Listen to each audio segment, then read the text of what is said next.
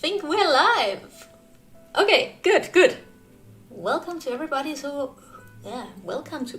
who's already in the chat. Which is a good bunch, I can see. Thank you for joining. It's been a year since my last live stream. So, about time. So, I'm gonna be, we do the same as we usually do. Keep it pretty casual, improvise and do whatever feels right. I had an idea that I would be doing some Zale, Elba, Sesam and Morpheus emojis for the Discord channel, which we have. But I am also up for taking sketch requests, so feel free to jump in with any suggestions. And also, if you have emoji suggestions, I think it would be nice to get that updated a little bit on the Discord channel. Hello everybody, there's a lot of hellos. I see some familiar names. Welcome Artist Unknown. And welcome Christopher and the Flying Dutchman and Cosmo and Preston and Technimoth and Crass Golem and it's Arsenic and Electrified and Peace and Potato Gaming and Scrap and the Merp and Felix. Am I through? Okay, I'm sorry, there's a name I cannot read. Sorry about that. Vuk and Voltier and okay, please draw an Eevee. We already have requests. Favorismo Elva. Great, awesome. Okay. I am just let's see. I'll let a few suggestions come in before I start sketching anything too concrete. So I'm just gonna get started on a little Zale emoji to get started. But we got an Eevee, Zale and Eevee as a suggestion. Welcome Gamer Artist, first stream. Welcome. It's my first stream in a year myself, so that's it's been a while, hasn't it? Dancing. The challenge is always sketching something that's simple enough for me to still keep an eye on the chat. I need two sets of eyes, honestly. Maybe a muff-themed fox. Oh, that's a pretty cool one. Hi Christopher, long time no see. Emoji idea, Zale holding a shotgun like a dog hoover. Oh, that's gonna be hard to make work in a very small amount of pixels. I wait to the... yes, please start Zale posting. Oh, now I don't remember if I actually put a link for the Discord channel in the description. I hope so. Otherwise, it's somewhere. Maybe somebody in the chat can help you, if not. Yes, also please, accurate Spinosaurus. Oh, I like some dinosaur suggestions. It's been a very long... Okay, I think we'll just jump on over to the sketching, because there's a lot of sketch requests already. Some very good ones. We had an Eevee to start off with. Let's see if we can make Eevee and Zale. I might pull up some reference. Or should I do it blind? Should we see how well I remember how Eevee looks? I mean, you know, it is a classic, so... let's see, let's do a test. So we don't get too stuck on how it has been done in Pokemon. Oh yeah, I have a bird in the background. It's joining me for the stream.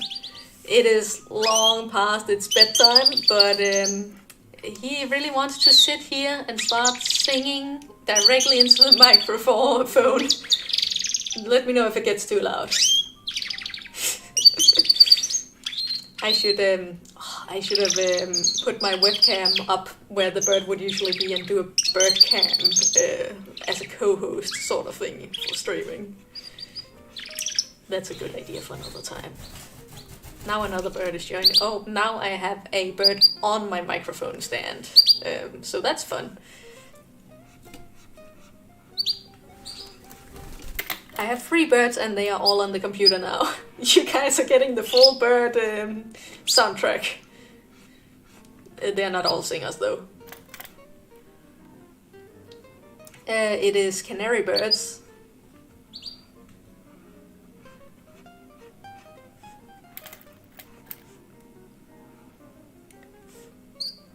Oh man, I'm gonna feel bad if I get EV2 wrong. I mean, I want to do it in my own style, so it's not like it has to be 100% EV on model.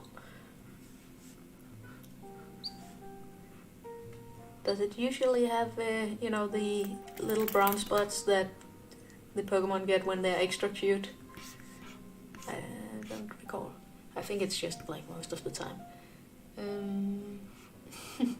Let's see, I missed you sweet fishers. Oh, hello, Sketch, you made it after all. Just came home from good. Oh, the birds are really on top of the microphone. How do you make your animations so smooth? Can you... Mine, you can tell it was drawn. I think, I think it's because it was drawn, and it's also, well, I mean, it's just practice, isn't it? But I think in some of my my work, I tend to... Now I have a bird on my head. Great, okay, dang it. You just have to imagine it, but yeah, just pulling my hair now. So, what was I talking about? Something with drawing and animating, practice, and I don't know. But yeah, I find that some of my animations, doing them in TV Paint allows me to keep a very hand-drawn look because they have some nice brushes. But I am also animating more and more in Toon Boom, which makes it a little bit more challenging to get that look. Which those of you who might have seen my latest Twitter post on a little Evelyn test animation, you can see me trying to, make Toon Boom cleanup work. And it loses a little bit of that hand-drawn look, but at the same time it saves a lot of time. So it's a trade-off.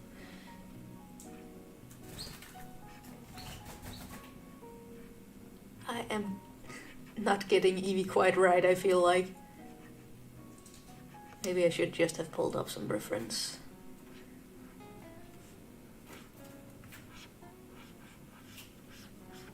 And I just left out its ears because I'm a coward who doesn't feel like I can get those ears right. It has a little bit of this. And then... How does his ear work again? It's kind of like these triangles, right? Not triangles, like well, you know what I mean. Oh, hello. My headcanon for Tales of Zale is that humans uplifted animals for some kind of war that went nuclear. Theorizing.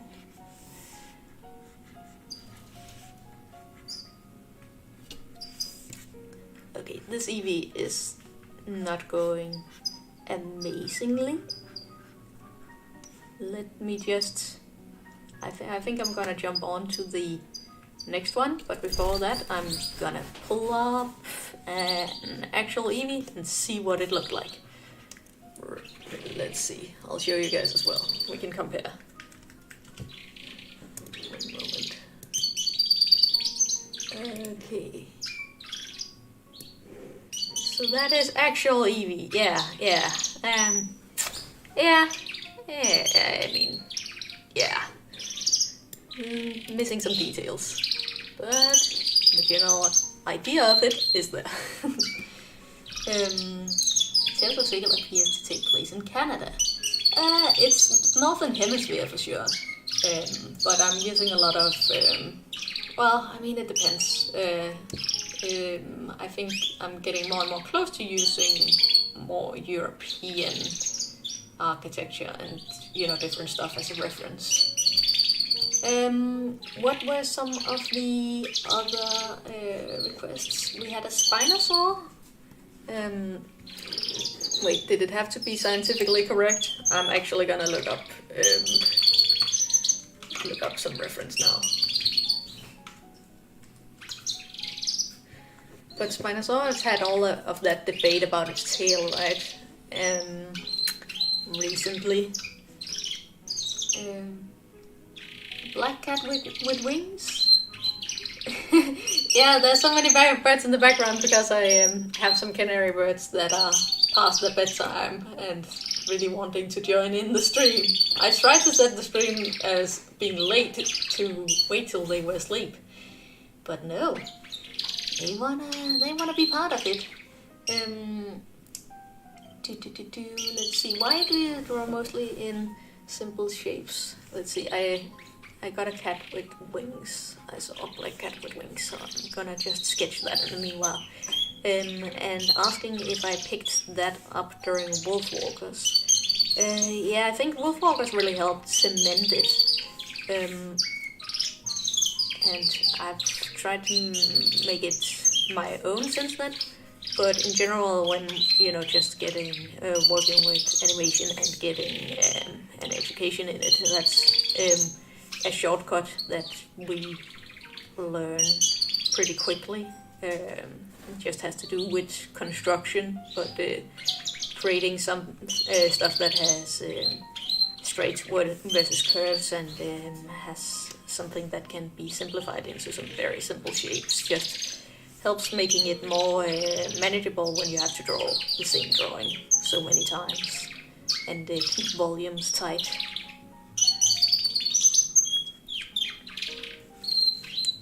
Let's see. Don't forget about Zale with a shotgun.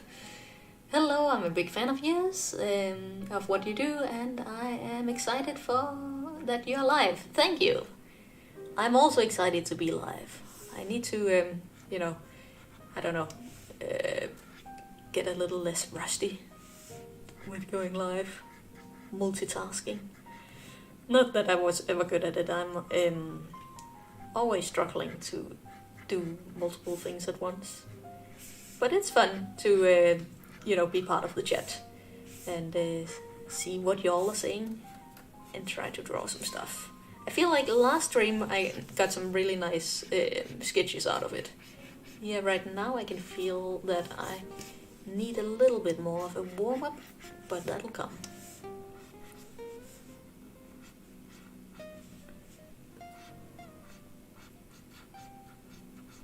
For now, you're just gonna have to imagine that this cat is black, because I haven't colored him in. But you said with wings?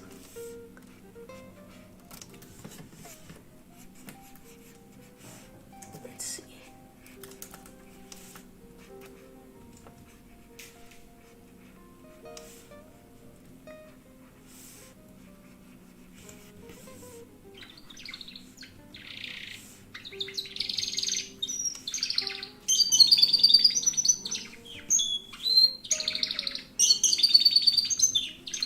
This is Hazel joining in, giving a little bit of an extra song on top of the background music. What up? Your videos are beautiful. Thank you. I need this tail to be elsewhere. Just gonna... Oh no, I'm just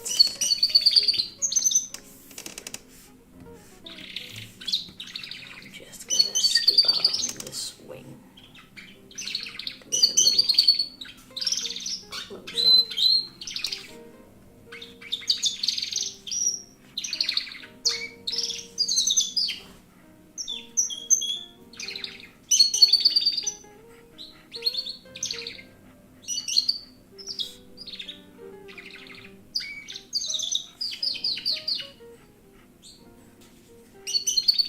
Feel free to keep the requests coming. I will jump from one to another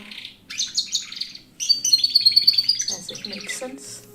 I think this guy I'll try to draw from a slightly different position.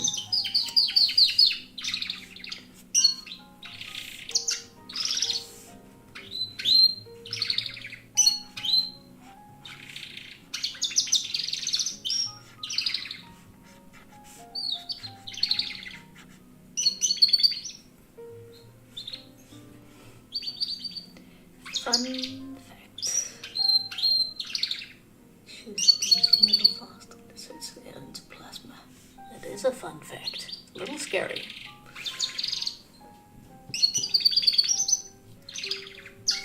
That cat looks so majestic. I was kind of imagining it as one of those royal cats. Could have a little bit of ornament, like accessories on it.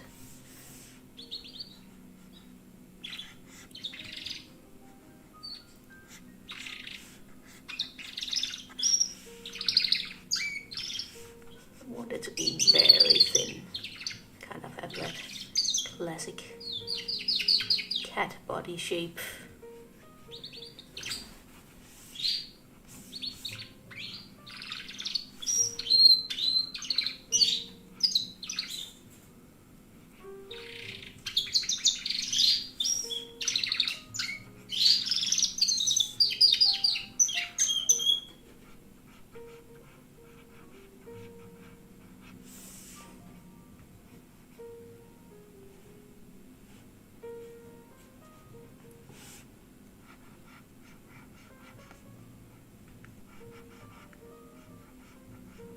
Maybe an owl with glasses?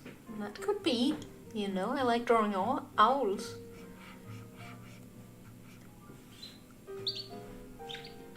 Draw Zale attempting to eat a whole watermelon. Oh, that's a good one as well.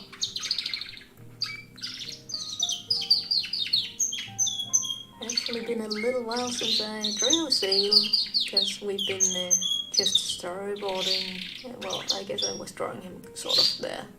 But it was very rough, and I wasn't the main storyboarder. Oh, saving.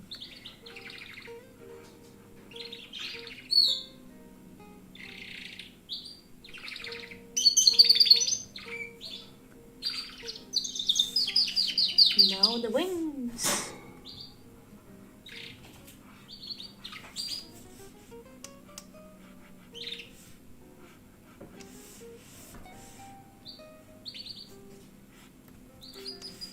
Question, what is your passion? Mine is machine. Animation. For sure. Anything relating to that. That's my passion. What am I using to draw? Right now I'm drawing on a small Cintiq. I left my... I have a slightly bigger one that I prefer drawing on, but I left that one at work. The program I'm drawing in right now is TV Paint.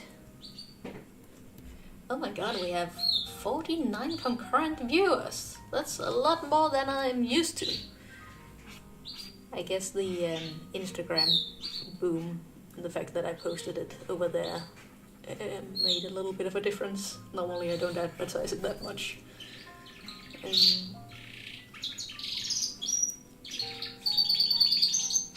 Could you draw a blue fox with some markings on his face and body? Well, right now I'm just sketching, so colors won't really be coming through.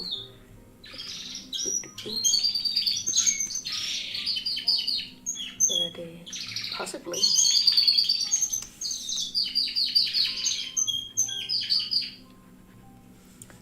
This cat is having fun flying.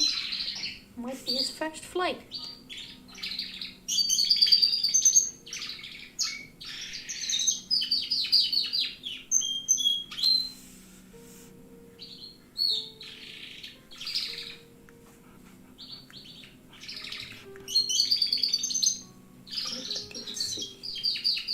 Finally get to catch one of my streams.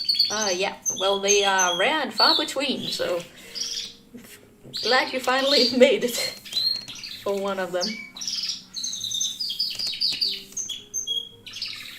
Okie dokie. Let's see, we had an owl with glasses and a blue fox with markings. Let's see. What else have people been writing? Question, why the Zale redesign? Okay, I'm gonna Somebody already started answering. Apparently because the old designs would be hard to animate frame by frame if they kept that old level of detail, or would require to avoid certain camera angles. Yeah, that's part of it. Right, we also had a Zale request. What was Zale eating a whole watermelon? Let's draw Zale while we talk about that. So the redesigns had a couple of reasons behind it. Initially, the designs came very organically from just my drawing style evolving.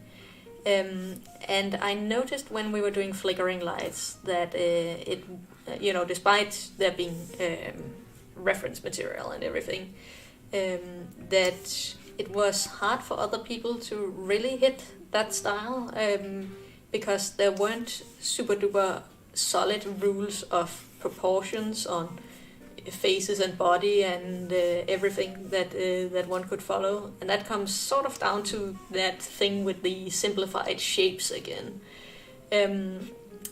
Now, so everybody's personal style would shine through a lot on whenever drawing the characters, which is great from a personal perspective, but not super great for consistency's sake. And when we were starting to do TV series development for the series, it's of course very important that it's not based off of just what I can draw, but also what other people can draw. So there was a big push to simplify the designs in a way where we could kind of make some more solid guidelines on it. That was part of the reason. Another part was that I had started to grow a little bit tired with the very constrained design that was in the web series. I really wanted to push the expressiveness, and for the sake of that, the simplification of the shapes also helped in that. And then there's a lot of small reasons behind everything. Like the reason why it was simplified from this shape, with his tufts of fur, to just this shape, for example, is because I had noticed cleanup artists having a very hard time keeping volumes in frame-by-frame animation, for those sort of triangle shapes.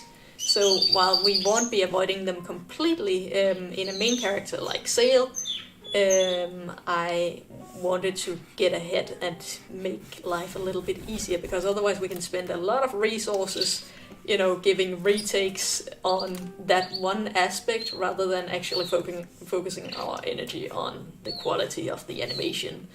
And for Elva, for example, who a lot of people are not liking that the fluff is gone. Well, some people are liking it, but of course some people are not, because it's a big change. It was sort of the same case, first things first, that these types of shapes, they really start to wobble in cleanup very easily when turned around.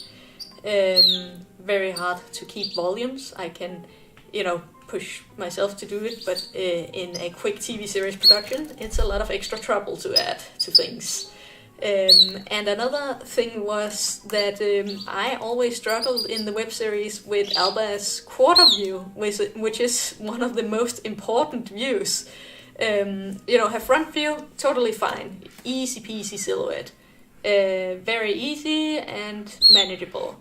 Side view, not great, she kind of loses her silhouette, but if that's the cost, that's the cost. She's not going to be in the side view that long. But actually turning this in a way where you get to keep the volume, like you can keep it over here, but here it's sort of like you want to squash it here, you want to squash it here. Either way, it's going to look a little bit awkward. And that quarter view is so important when you're, doing exchanges of dialogue. So when I'm just doing a standalone short film like Flickering Lights, I can kind of design the story to work around not using that quarter view too much, and kind of keeping it short and precise when when it is used. But in a TV series, I really need to be able to use that quarter view a lot, and it's not great if that quarter view is not looking greatly appealing. So that was a big reason behind why the fluff went away. So yeah, that's my explanations. Let's see, fun fact. Yeah, we're getting more gun facts. That's very fitting for this stream. A very light and beautiful line. You're doing great. Thank you. Also, well, I mean, it's not making things unenjoyable, but I'll probably not read them aloud too much. But whatever you wanna share in chat, that's fine. Let's see, I imagine the tufts thing is kind of hard, a hard thing, like at AC2 lol. But I guess they dealt with it by having it mostly face back. Yeah, that's like at AC's designs are in a whole different realm, and also the resources is also in a different realm from a TV series, honestly, even fully funded. At least a European funded TV series. And the skills of the artists. Let's see. The fluff is quite quirky. I like how it's unlike anything I'd seen in art, and yet it worked. Muffin Fox? Right, let's try to remember that. Right now I kind of went for maybe the watermelon one. I just need to get to the watermelon.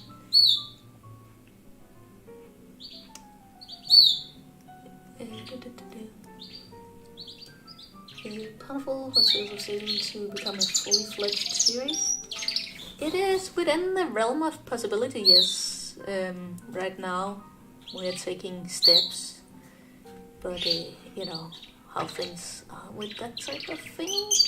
I mean, I write news about it on my Patreon. That's my Patreon plug for today, because I feel a little bit more comfortable talking freely about it behind a wall. But even there are limits to how much detail I can share on that front.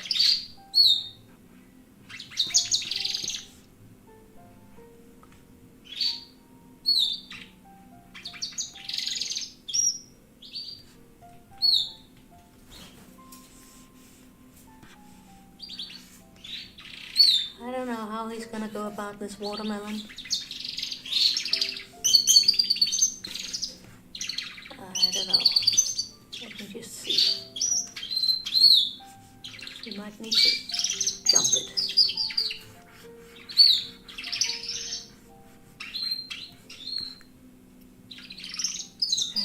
Here's a question. Nalum is producing the TV series, but where is it going to be released? Is it coming for any streaming services? Are there any plans to bring... Well, I mean, that's the part that is under the most strict NDA. Like, me and Nalum's working, so... I mean, I can talk about that slightly, but, any type of service or broadcaster will be a lot stricter about what you are allowed to say. Would have been really nice to see a bigger production with that kind of whimsical style, but as someone working in big projects on myself, I mean, cutting corner is a little bit of a harsh way to put it. It's just streamlining pipelines so that you can pick your battles.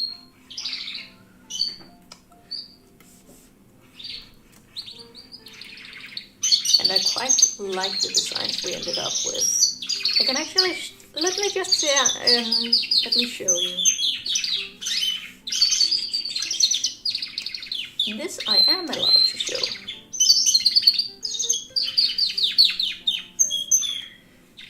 Let's see.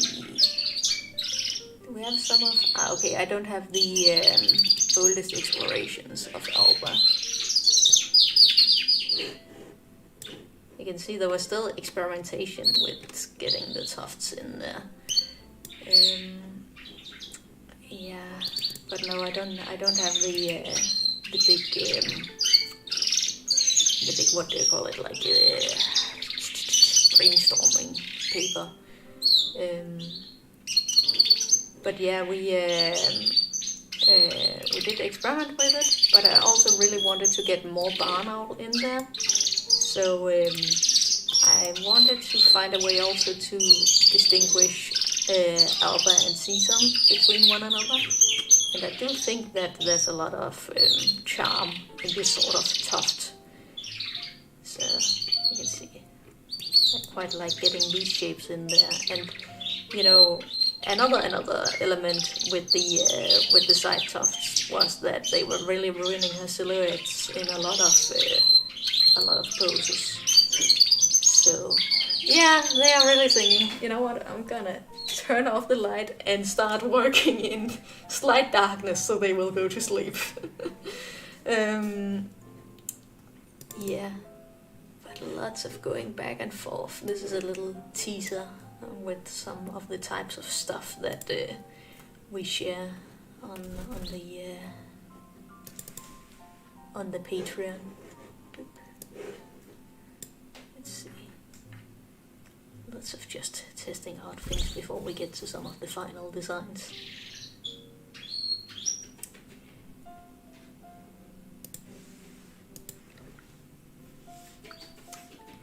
It's not a next episode sneak peek, it's just a development sneak peek.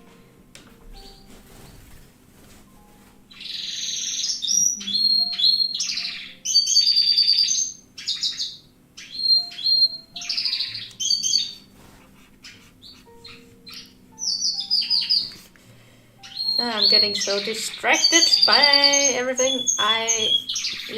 Let's go over to some emojis. I'm a little, I don't know, not feeling the sketching. So feel free to come with emoji suggestions. They will be available in the Discord. Is there an online webcomic? No, unfortunately. I am plenty busy just animating. If I do manage to make the synced and animated web series, it would be 3D. I'm noticing some hearts in the designs. Do those show designs you would prefer to use? Yeah, those were like notes with like, yeah, I like that part, and no, I don't like that. Well, I don't put negative stuff in there, but yeah, those were like to pick out the sketches that we would continue on.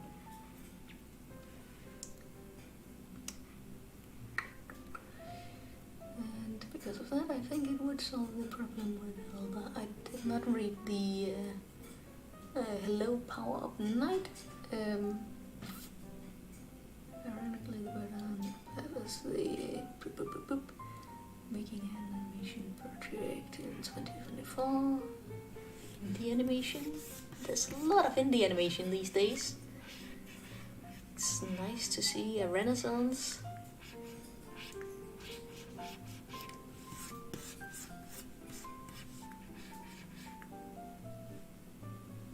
Hello, lots of tea. Welcome, welcome. Glad you made it. Okay, we're just gonna start with the classic, like happy face. And it's just gonna be a sketch for now. I will clean them up in vector later. Really need to keep it big and simple in order to read. That's what I've learned from the previous emojis I did on the Discord.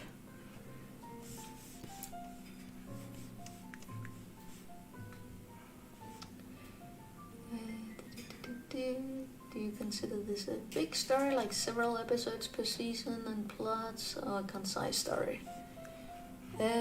What I can say is that I have pitched a season of 26 11-minute episodes with a potential second season story continuation.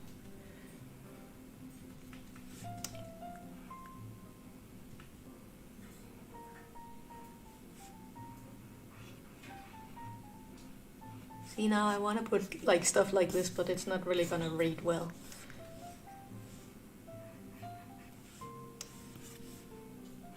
Let's make his mouth bigger. These emojis, they really need a lot to read.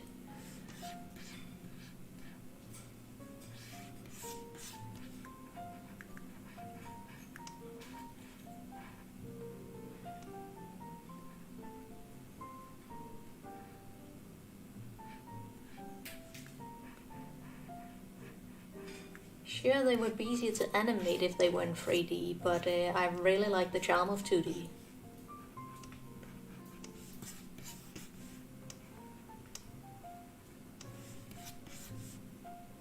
I mean, you could see sort of Josh's animation of Zale. That looked quite charming as well. But yeah, these guys were made for 2D. I like that you can cheat stuff. It doesn't have to be fully three-dimensional. You can push whatever you need for expressiveness in 2D. Oop. No, don't.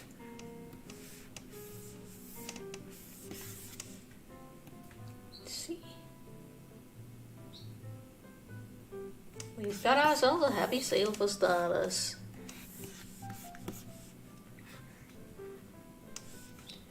I don't think I'm gonna give that detail, because it's gonna be so much. Boop, boop, boop, boop.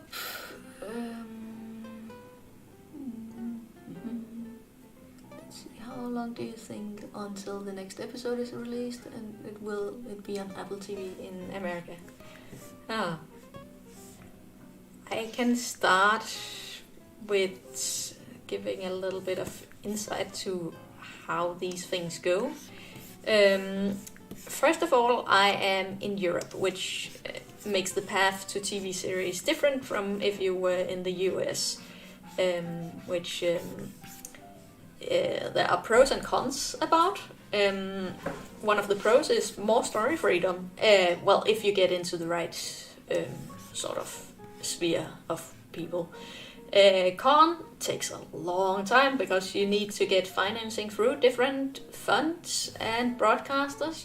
You know, it's not like some places in the US where you can just get a couple of companies behind it and then, you know, you got it financed. Europe doesn't generally have that much money to offer to that sort of thing, so you need to get co-productions between multiple different countries. So first, you know, you have one studio, then you get another studio in another country, maybe you get a third studio in a third country, and then you get access to all of their regional and national culture funds, and then you also get your foot in to some of the different broadcasters in those countries, and you hope that they will like your project enough to also finance or back it, or at least, you know, want to show it, because you're not going to get any financing from any national or regional fund if you don't at least have some prospects of getting things shown. You can hope to get your foot in with a streaming service like Apple TV or Netflix, but they have different restrictions also depending on which country you are in. For example, Netflix doesn't have much of an animation department in Europe, and it would be very limited how much they would want to invest in a European animation TV series where, you know, the money are going outside of the country. Not impossible at all, but it's just a different path and a different math prospect. Where did I come from? Like, basically things are gonna take time, and when you will be able to hear about which platforms it comes to, that will be in the very last stages of anything animated TV series wise. That's when things are already far into production. So at the current point in time, there's no way for me to be able to say where it comes out. Let's see, 2D is more hit hard, seeing someone have so much talent and fluidity in their art style. and really explore their personalities. Yeah, I like my 2D as well. Let's see. Did we have something? I keep on forgetting the prompts.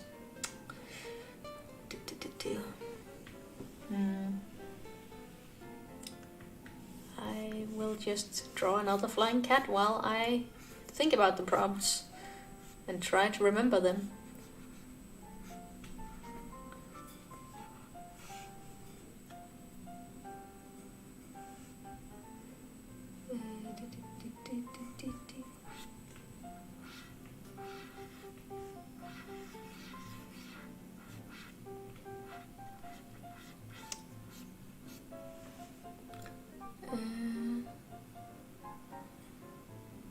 I actually didn't know this was going to be a TV series. That's awesome. Well, that's the thing. You can't say whether or not it is going to be a TV series. All we can say is that it's being developed as a TV series. But that's the aim, for sure. And that's why, I'm able to show a little bit of the development work we did last year. That's what I've been showing on social medias. That's just to temper expectations. Like, I don't want people to think that, hey, it's gonna be a TV series and it'll be out in a while, and then people will be really disappointed in a year when it's not out, when there's no feasible way in which that would be physically possible.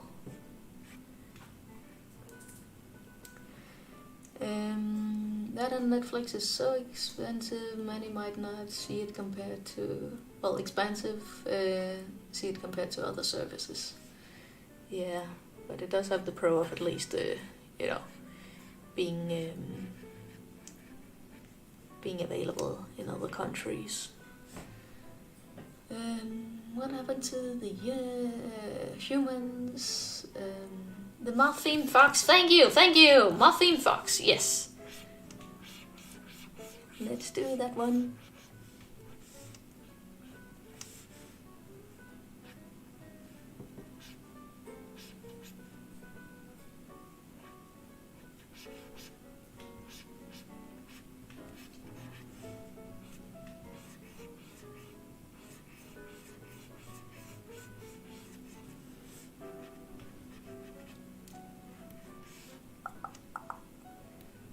Does Zale like head pats? Oh yes, I am sure he does. There aren't any humans around to give him head pats, but I don't know, maybe Elva can give him some. Hello, Jacob's Animation. Welcome to the stream. And don't forget Zale with a shotgun. I think somebody actually made fan art of that, so it might be found somewhere. Make it a reality, whoever wants that. I'm not good at drawing shotguns, so that's my excuse.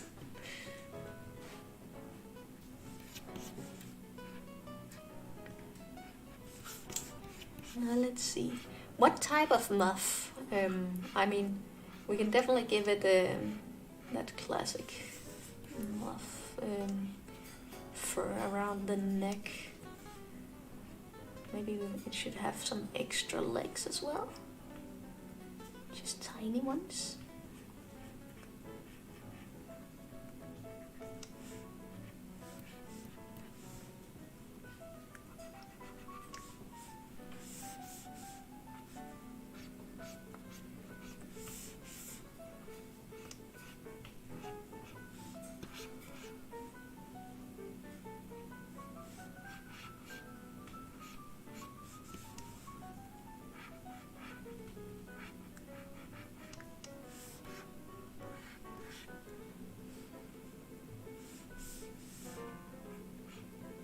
Make a raptor pat Zale. Oh god. Zale and Elva interrogating a ladybug. That's a good one too.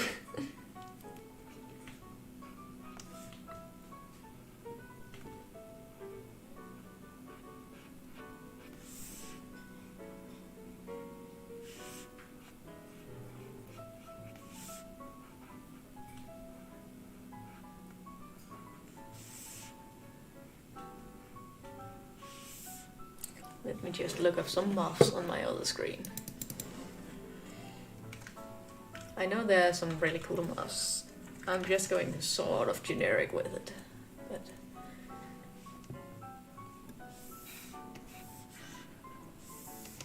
okay, yeah, no, we're not doing arachnidize. That's wrong insect, which is arachnid is not an insect. I'm sorry.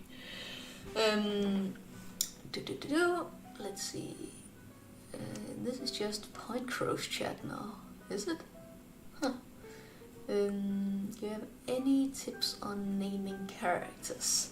I like to look up name symbolism, and then I use that as an inspiration, but I tend to move away from it afterwards. I want to have names that are pretty simple, easy to say, but also distinct. Like, I'll prefer a name that I haven't seen other characters have, usually at least. Yeah, but looking up name meanings, like I think there's like this, well, there's multiple baby name generators where you look up their different meanings and histories and everything. And I usually, use those as a springboard. Let's see. Where in the world does the series take place? What land? This is not so much for the web series. The web series had kind of I tried to make it as generic, just northern hemisphere as possible. But the TV series, I've started to take more direct references from Denmark and other parts of Northern Europe. I'm mixing and matching it a bit because I don't want it to be, too specific. But I find that having that sort of reference makes the world feel more unique, and it makes it easier to come up with story points and set pieces, because every place kind of inspires some sort of action or interaction. Like when I was just writing different scenarios, I would look up different abandoned places around Europe, and I would try to write scenarios around how Zale and Elva would interact with that place, and that helped create some good story points, or like bases for story beats. I found that very useful, so I'm trying to be a little bit more specific with my placement references now. Let's see. I feel like Season would use Gen Alpha slang. Maybe. Wonder what generation he would be. Oh shoot, I'm late for the party. Was busy watching the newest Has-Been Hotel episodes. Interesting stuff to see what you're working on. Hello, Dr. David. Thank you for making it anyways. Yeah, I was also just watching the newest episodes right before streaming. Ended up getting a Prime trial anyways. Too curious.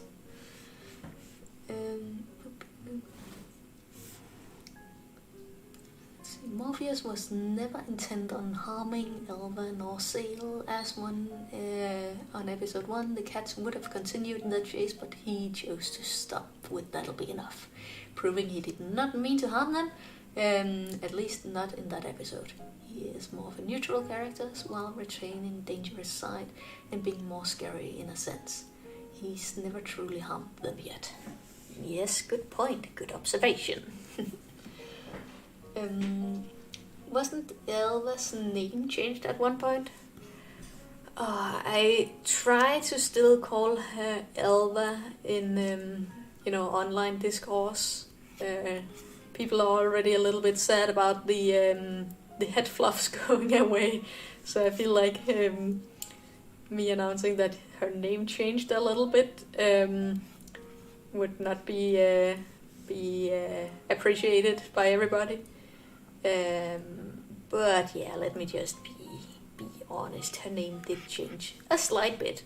Her name is now Alba, and there were a couple of reasons for that. When we were writing, I have this wolf character that is named Evelyn, and people kept on confusing Evelyn and Elva because a lot of the letters are repeated. And I kind of had a better substitute for Elva's name than I had for Evelyn's name, because I noticed that a lot of people think her name is Alba anyways, because Zale's voice actor tends to pronounce their V's a little bit like B's. So you could totally watch the episodes and perhaps think that her name was Alba anyways. And then Alba is taken from Titus alba, which is the Latin name for barn owl, which is the type of owl that Alba is. So yeah, her name has technically changed, but I still use Alba online because in the web series, she is technically Alba. Alba, yes, like Canadio wrote it. Will the pilot episode have Sesame in it? I'm not supposed to spoil. I'm sorry. Would love to tell you all about it. I would actually love to show you the pilot episode because we finished it here before the end of the year, and I'm really, really proud of it. I think it's... I mean, it is of course just the beginning, what the rest would build on. But I think it's a really cool start, and I really like how I am still developing and learning as a storyteller. That makes things a lot of fun to work on. I'll keep calling Elva and keep her and Zale's old design till the end. Well, I mean, I am really happy that those designs are appreciated, because I did work really, really hard on them, and they can still stay in their realm of the web series and what is on the web. Flickering Lights in particular was made to stand alone, and any future interpretations of those characters don't ruin who they were in that era. They can coexist separately. The design and name change were a shocker to me too at first, but I've grown to like it. Alba works well at the end of the day. We'll all get used to the changes. Yeah, I think I mean, I know when you've grown attached to something that it's gonna hurt when it is changed, and there can always be a strong nostalgia for the original, because that's what you came, to like in the beginning. But I also think that changes that are well reasoned, they will.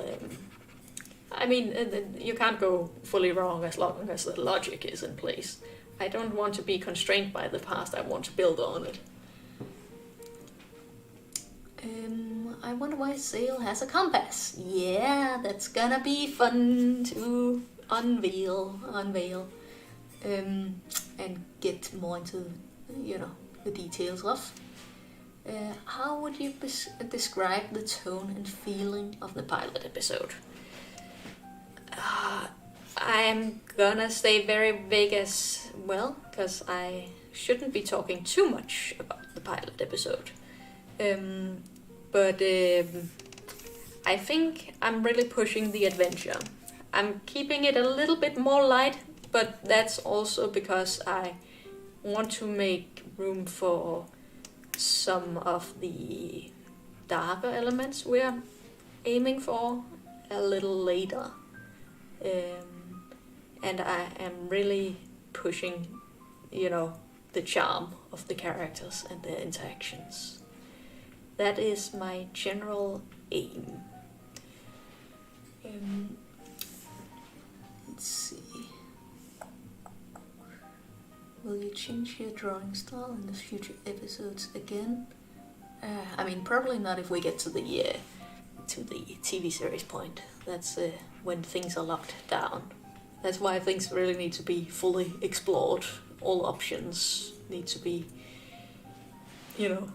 every stone needs to be turned. All options need to be explored.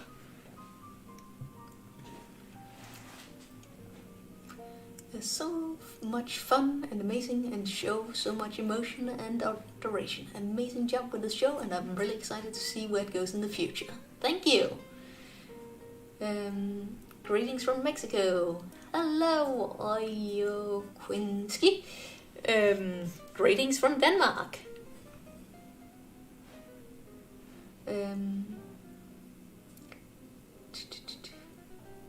What do you do for your downtime/relaxation besides animation and drawing?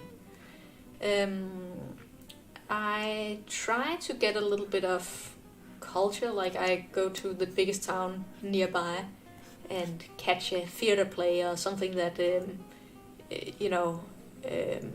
something that will sort of widen my horizons a little bit. I also just got a cinema subscription, so I'm really trying to make an effort to go in and watching a lot of movies that I wouldn't normally watch and kind of, expand my horizons.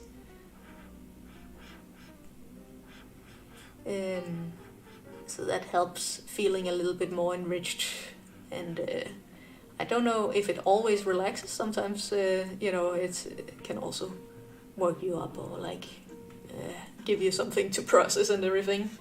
But it is very nice and necessary to get that variety. And, relaxation can be many things. I can also play games like, I'm still working on getting through Baldur's Gate. I'm at the second act now. I've been playing for months, but I only play once a week. I played if it was a D&D session. So it's taking me a long, long time.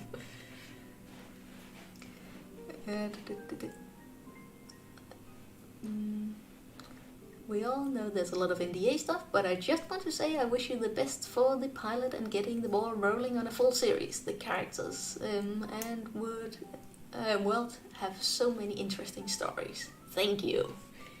Yeah, you know a lot of the details at least, but yeah, there's still stuff. Hopefully all goes well. I'll write another update on the Patreon when it's the new month. Please draw flickering lights, Zale, and new Zale. Oh, that's a fun idea. Yeah, we're almost through with this Mothfox. I'll just finish this sketch. I'm gonna write it up here so I don't forget the plot and prompt.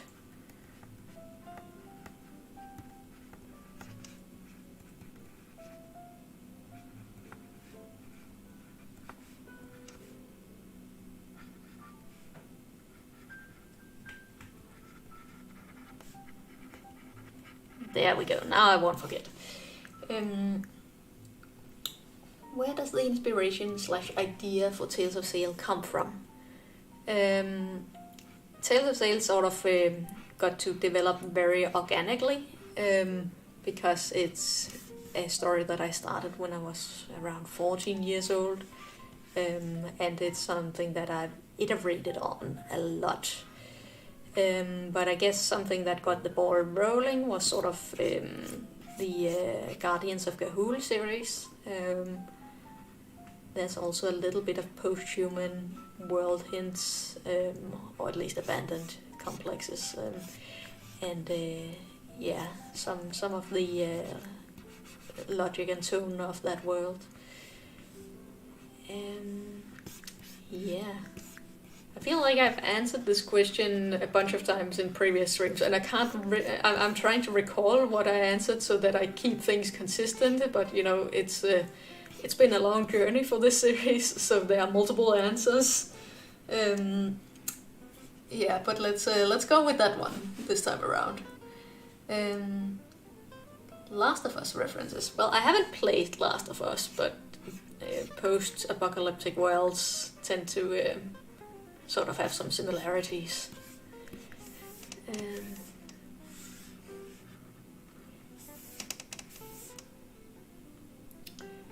I have seen some Last of Us. It's a lot. I don't know. Like I haven't seen the show, no.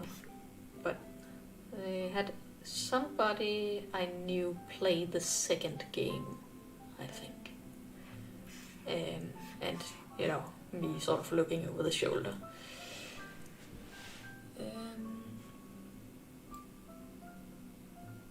Is there anything about Tales of Zale outside of YouTube that I gotta know about?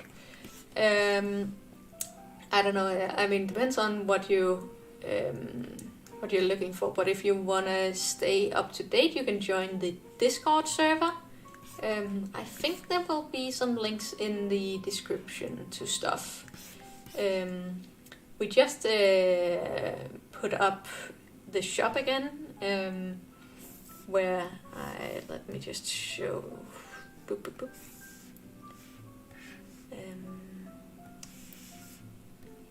Yeah, let's see. XP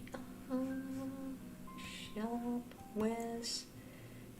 And we just put out some stuff, like a little bit of merchandise. I don't think that's necessarily gonna interest you, but I will take any chance to show off this little figurine because I'm so proud of it. But yeah, there's stuff like that. There should be a link to a link tree. And I'm technically on Twitter, also on Instagram.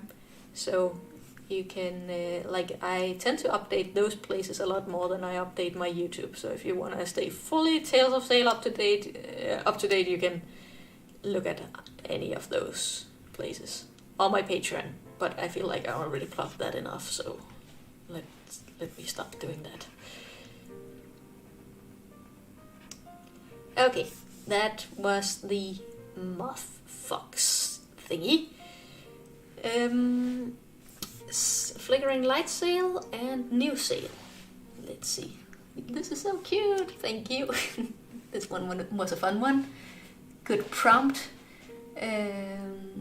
You saw the shop actually? Yes, thank you. And I also, I don't know.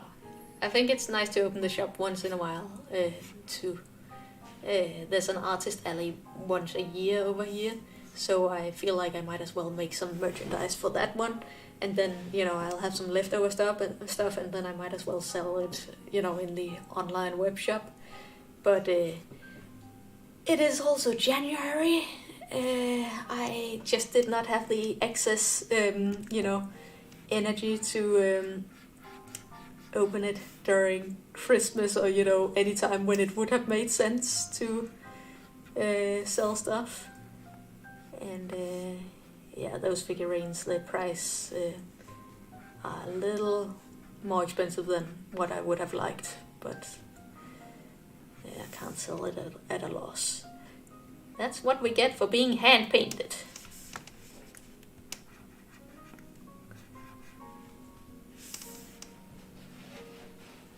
Zale in 3D isn't real. He can't hurt you. Zale in 3D.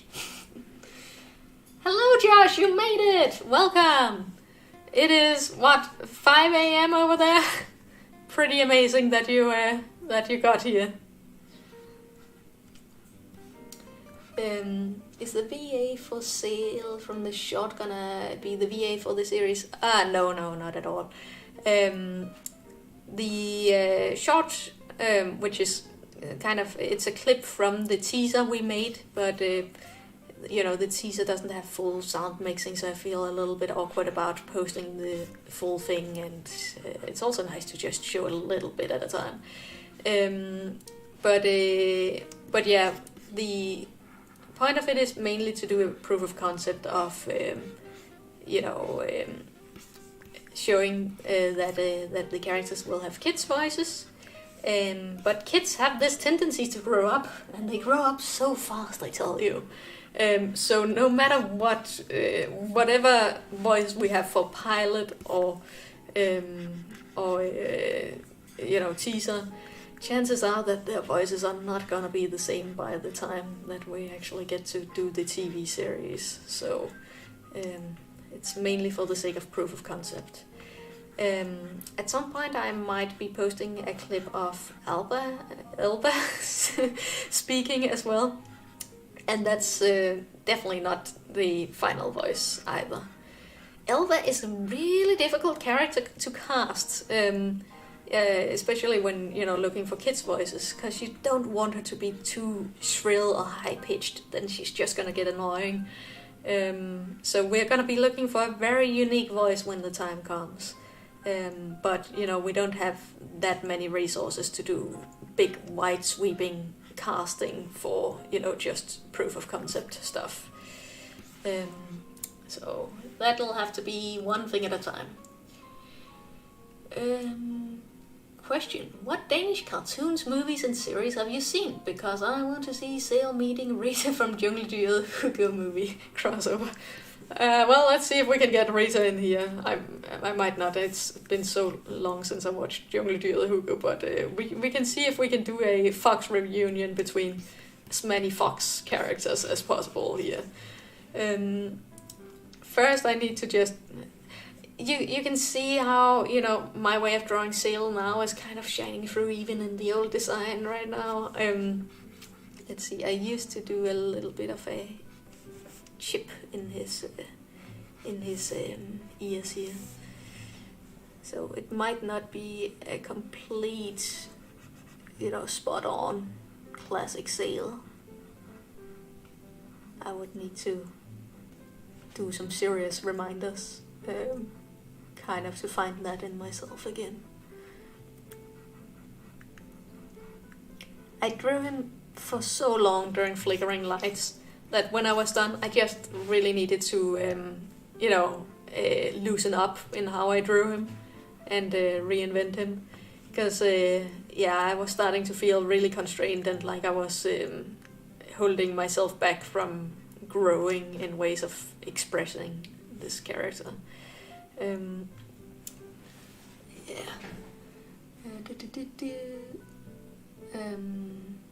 But yeah, Danish cartoons and movies have you seen? I'm still following Fredagstamtam, a new show that some of my friends worked on just came out called Høj. And it hasn't been promoted very well. But new episode coming out every week. It's nice to see the fruits of their labor. Yep, it's 5 a.m. Oh, poor you.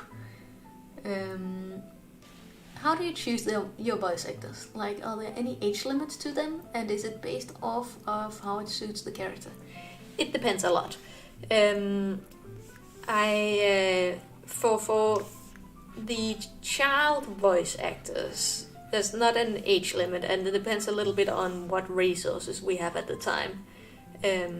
I happen to know a really good voice director that for the teaser, like the clips you've seen, she had some kids in for another project, and she just made them speak the lines, and then we would pick the kids' line delivery that fit the best. So that was very alternative, like very hands off from my side.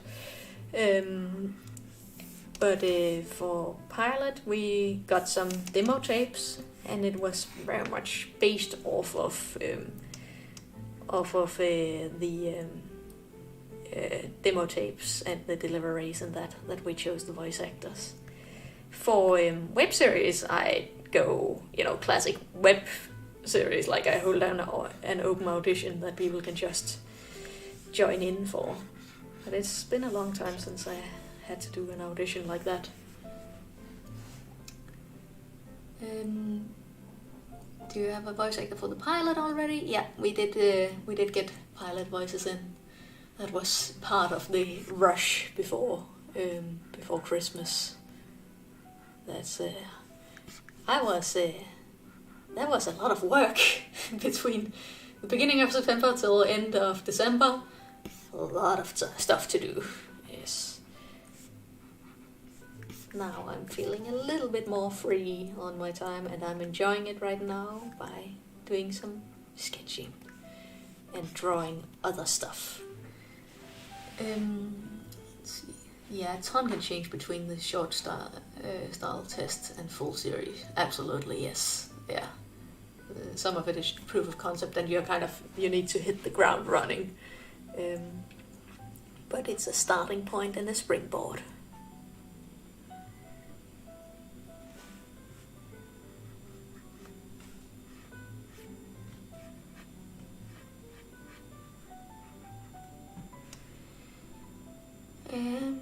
Fun fact.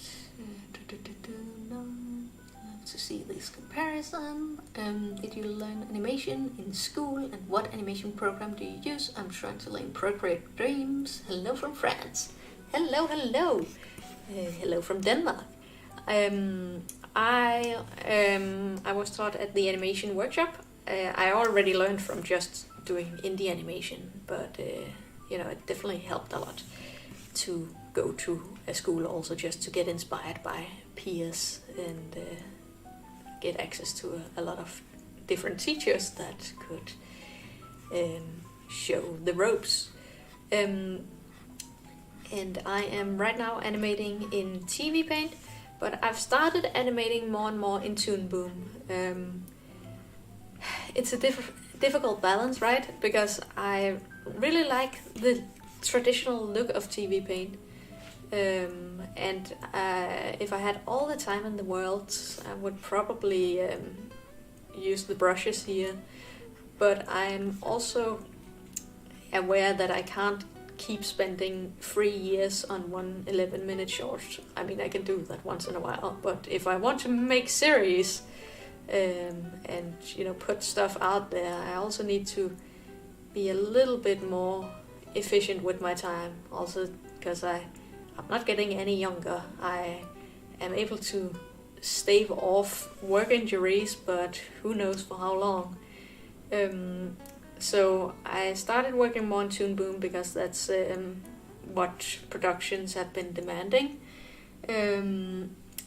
But I am also trying to work that a little bit more into some of my own indie animation, because Toon Boom's way of particularly cleaning up animation is a lot more efficient than TV Paint's. And there are some other tools that also save time, so you can actually focus a little bit more on the animation. But yeah, it is difficult. It's like saying goodbye to this old version of Zale. I also like this version of Zale. I just need to adapt without losing the core of what I'm doing and why I'm doing it. And these things will never go away. I'm still, working in TV Paint right now, so just need to balance things. But I heard that Procreate Dream is nice, although it's apparently missing some features from what I hear from my animation friends that they, they'll be holding their hopes out for.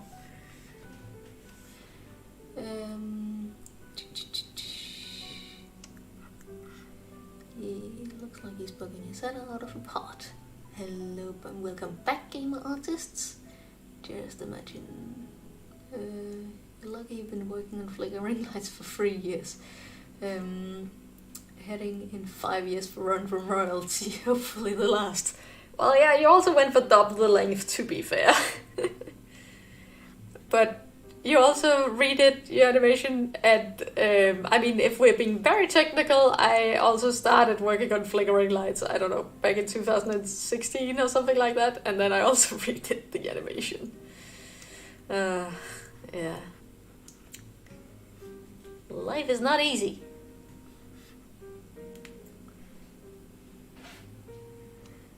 I'm half French and Danish, and you're in Denmark. Enjoy. And thank you for your explanation. Thank you for questions.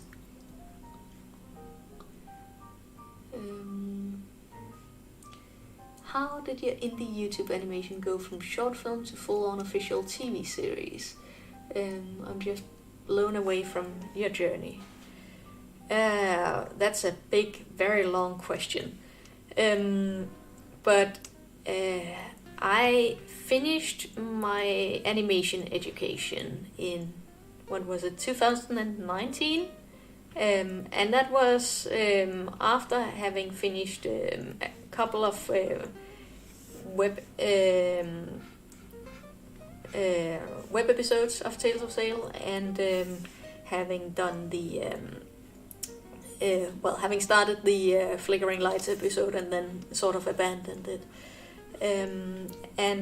I finished my studies with an internship at Cartoon Saloon, where we were working on Wolf Walkers, and it was super duper inspiring to be over there, and I learned a lot. And before that, I'd learned a lot from doing an exchange in Korea, where I got to study under a really cool animation guru that really raised the bar of what I thought could be done with animation. And before that, I also learned a lot at the director school, La Poutière, which I set up an exchange with my school. So I was full of inspiration by the time that I graduated. And I had the choice of staying in Ireland, which would have been very cool from the perspective of me as an animator. But me as a director didn't feel right about sticking around for multiple years because I felt that I already had a lot of inspiration that I wanted to work through and see what I could do with my own hands. So I decided to go to an artist residency called Open Workshop in Denmark instead. And one of the aims was to actually finish Flickering Lights, which I had started and then abandoned. But the other aim was to find a way to continue this story in a sustainable manner, because I knew that I wouldn't be able to, keep up the web series on my own forever without getting paid and just doing it as a hobby. That was not gonna work well, neither physically, financially, or from a mental perspective. So my idea was to try and look into ways of pitching it as a TV series, basically, to make a project that would have financing and backing behind it. I didn't think that Tales of Zale would have a solid crowdfunding way, but I did think, from what I'd learned at La Poutière, among others, that there was a little bit of a needle's eye of a chance for it to work in the way that the industry was heading, even if it did have a lot of challenges that I would have to overcome and things I would need to skewer in certain directions in order to kind of sell the idea. But yeah, so that was part of the aim with the residency, finish what I'd started and go out with a bang with the Flickering Lights, really go all in on that. And secondly, have new beginnings, see what could be built from that foundation. So I went to different different forums, different pitching events around Europe, and I learned a lot, took in a lot of feedback, and got some really, really great receptions. It helped to have a little bit of an informed start from the places that I'd already gone to, so I kind of knew some of the holes that you can fall in and traps you gotta avoid. I was able to build up a network that was solid enough for me to have a few different options to go from on developing this project further. and the option that I went with in the end was the Danish studio Nørlum. And I think that's sort of how I got to that point, like the very short version of it. Lots of different forums also helps that you are just, going at it and actually being active, because that also means that people need to take you seriously, or the project might, go to somebody else. Since then we've been slowly developing at it. I think for the past 2 years we received our first round of financing from the West Danish Film Fund, which is a regional film fund located here in Jutland. And that was just for writing and creating a foundation to go from. Then we received a second round of funding for visual development, which is some of the stuff that you've seen me share around. Then we've gotten a third round of development, not from them, and I can't say on stream from who, but that was the pilot episode development.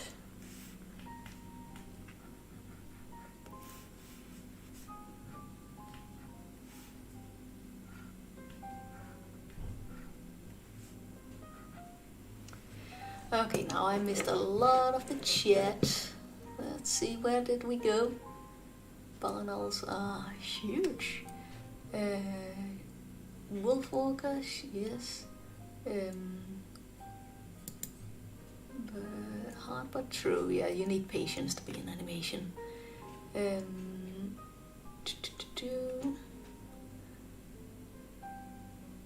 Funnels.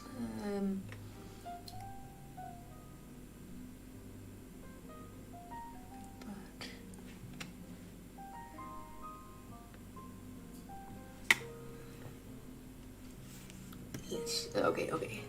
Almost caught up. Must say, Zale is one of the most adorable designs I've ever seen. Thank you.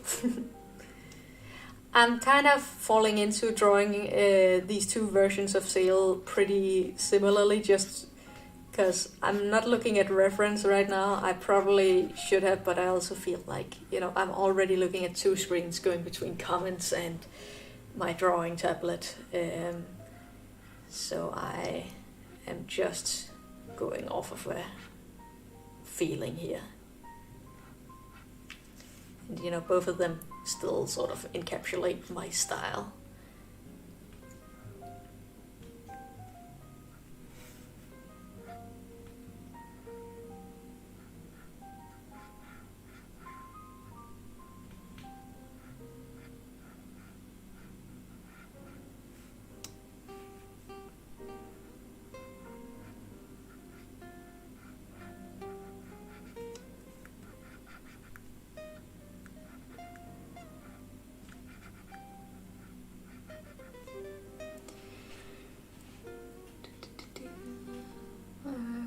To say that your animations were absolutely beautiful, and I know where Jutland is.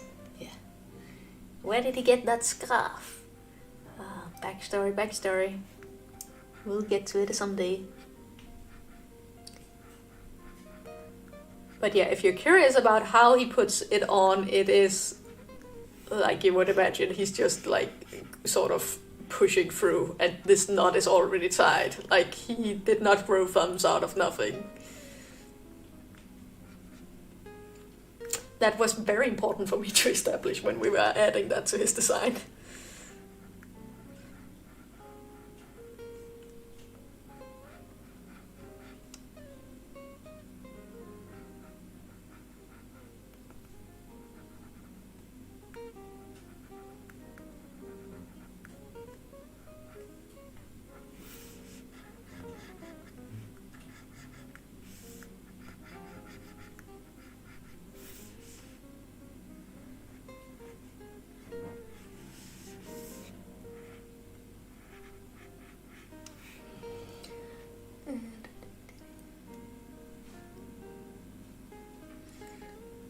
draw season getting absolutely.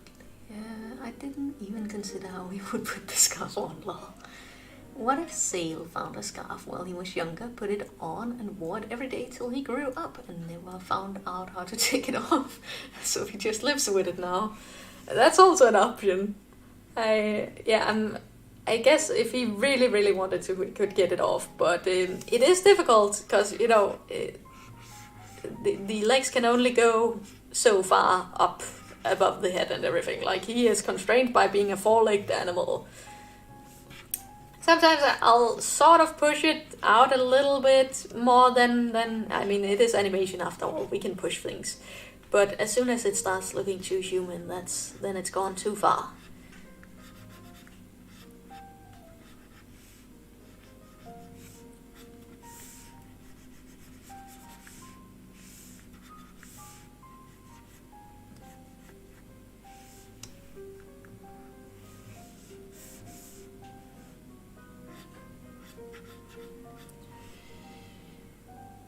It looks like a Pokemon to me. There's a lot of design elements from Pokemon that have subconsciously seeped in, yeah. And I mean, these are directly taken from Pikachu.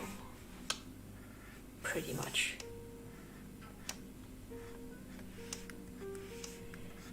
It was back when I needed to figure out how many markings I wanted to give him without it creating too much trouble for any, the animation part.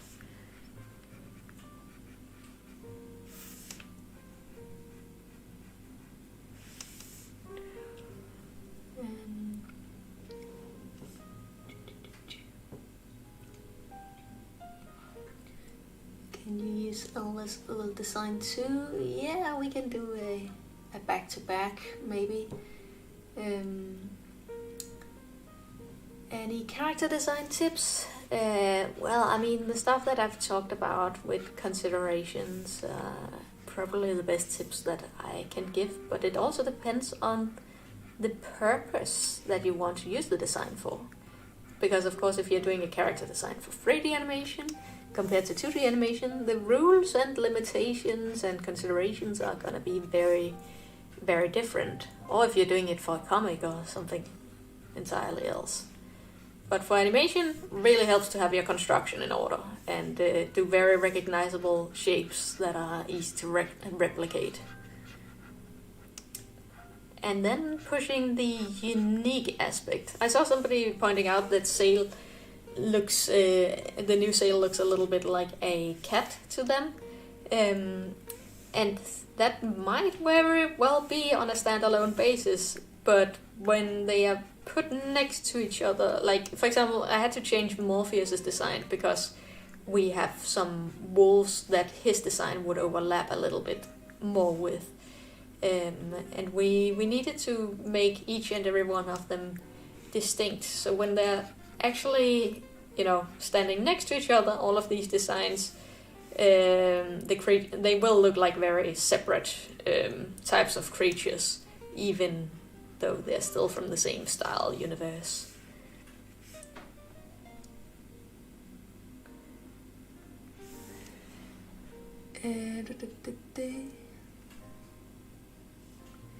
The style change is very interesting. It's almost like the contrast between the detailed 1940s cartoons and the streamlined shape-based look of the 50s cartoons. Yeah, there's some of that forever development in it.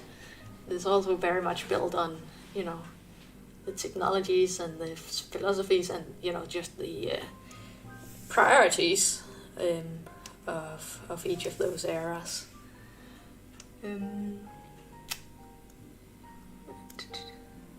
Cat or fox? Yeah, there you see.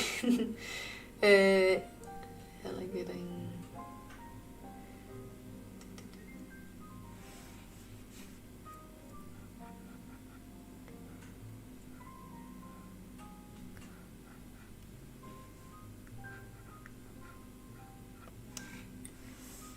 I feel like I'm not doing this updated Zale a whole lot of justice here.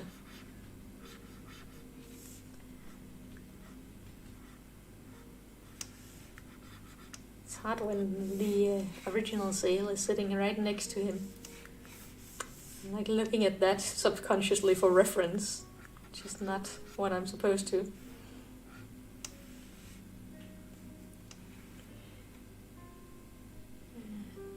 Can't find the link. Which link are you looking for? Maybe I can add it to the description. Oh, to the Discord. Let me do something about that. Now I talked about the Discord, so it's a shame if the link is not there. 1 second. I'm just gonna go to a different screen. Let's see.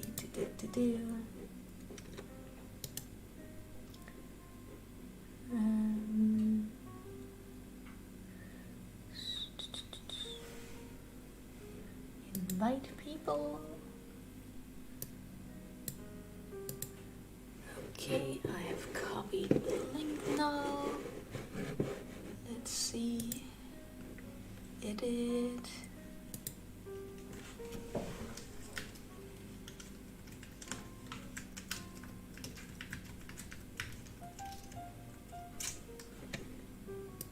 And save. Okay, I put the Discord link in the channel or like in the stream description. So if you reload it, you should be able to find the link there.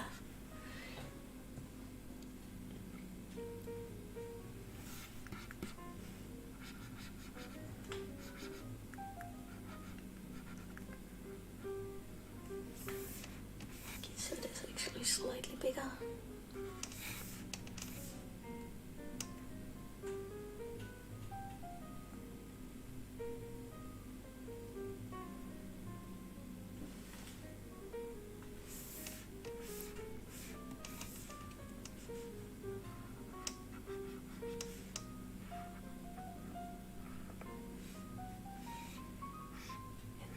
For the tail, because that changed as well.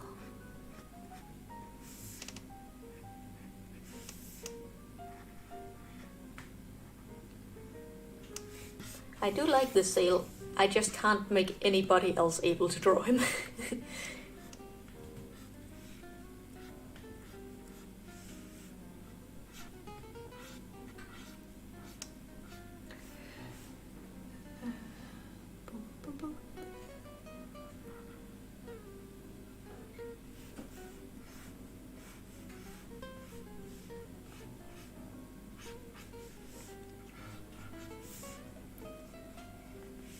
It's sort of the same thing that happened to the Pokemon designs as well. That's maybe also a good reference.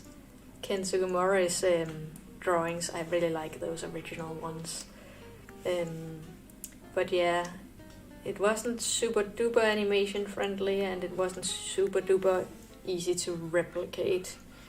So you see the Pokemon designs getting a lot more shapy over time.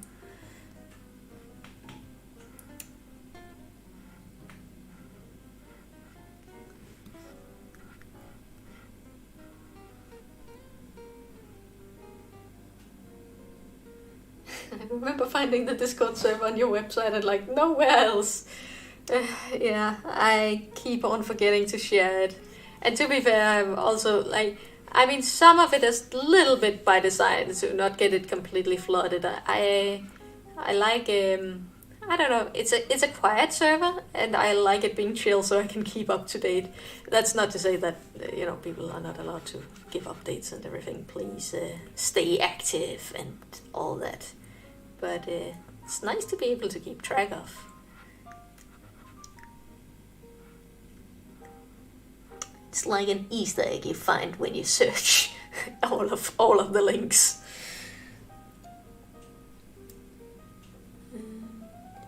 Is Tale of Zale fully animated in TV Paint? I thought it was all Toon Boom. Well, Flickering Lights was all TV Paint, and anything before that. The newest clips were in Toon Boom. But yeah. There's some texturing on the brushes that is not as easy to get in Toon Boom, in Flickering Lights.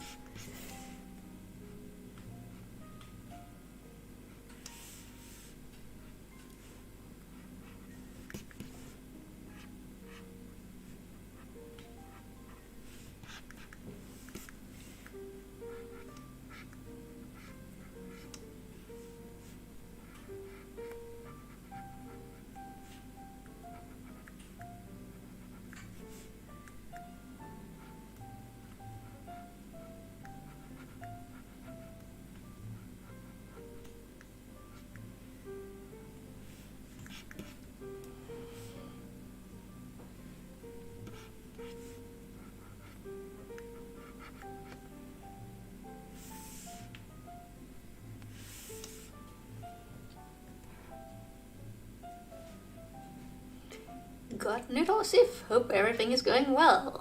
Cheers, Nilla. Thank you. You too.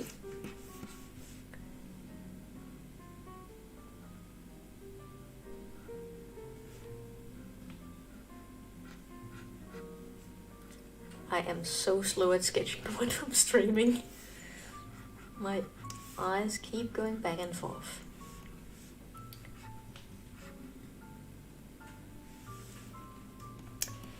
One fun thing that we tried to do with the new designs was to sort of have a theme in the design of each of them. So like Zales is kind of have what we call the strid theme, which is like two lines sort of going like this, like this, like, you know, this, this, this, this. They are all around in his design and kind of helps tie it a little bit together.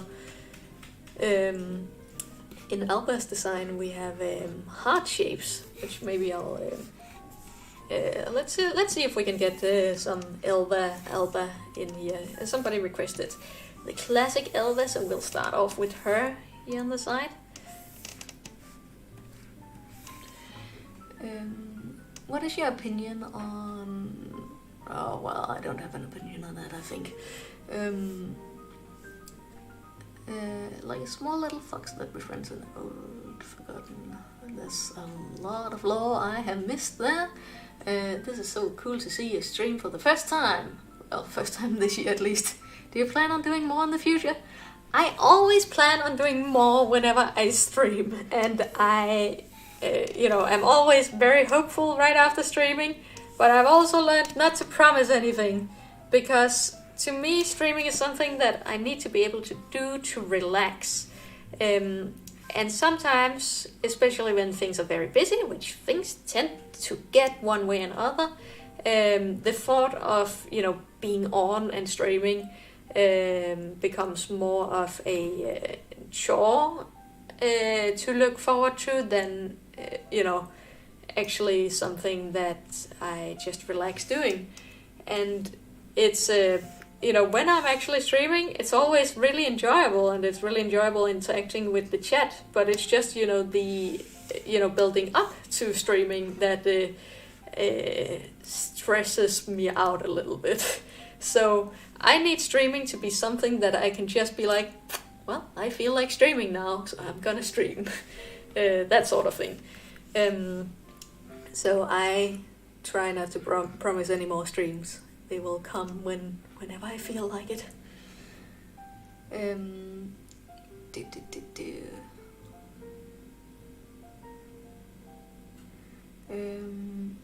Oh, thank you, Alikos. Well, if it isn't the blue-eyed fox, it's always great to see him.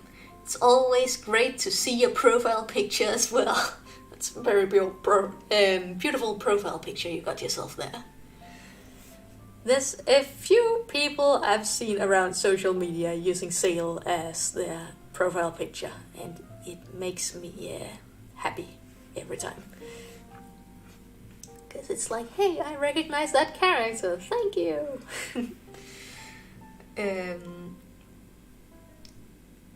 More than I find that they are an important piece of technology. Yes. Wouldn't mind more streams. Hopefully we can get to some more streams.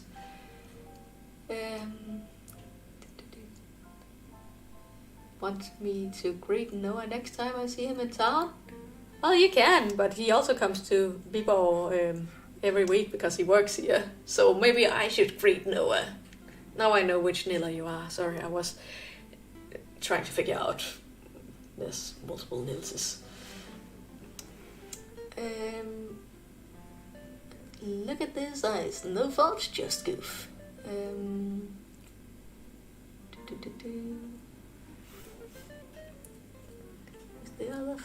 Who's the other fox? It's two different Zale designs.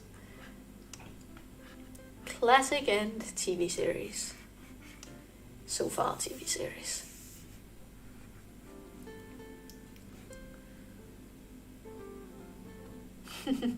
So the one and only. Yes, I will. Zale is actually such a great character design. I can't wait for the day actually when more episodes are out there. Me neither. Now you will get your cheek fluffs.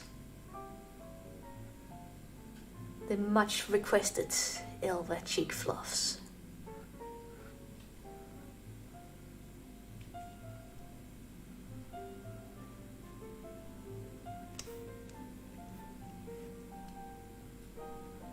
See, she's very easy to draw straight on because of her symmetrical.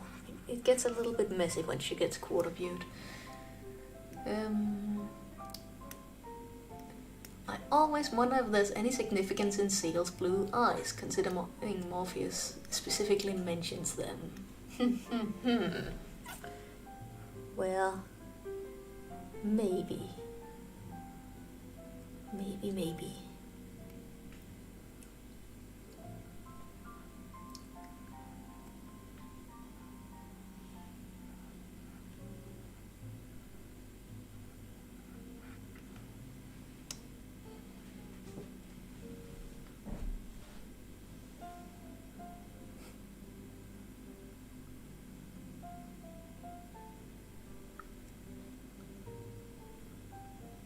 Yes, you got your cheek fluffs.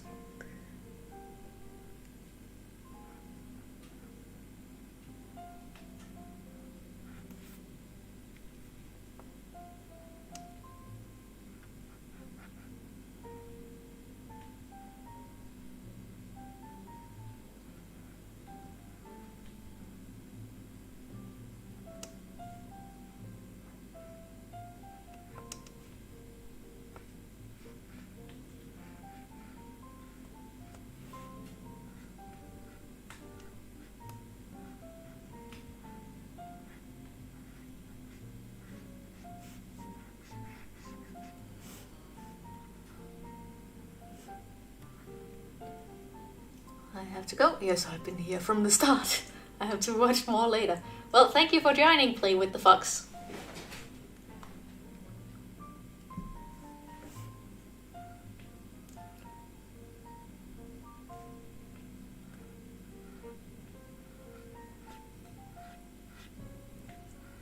This is the best Elba angle.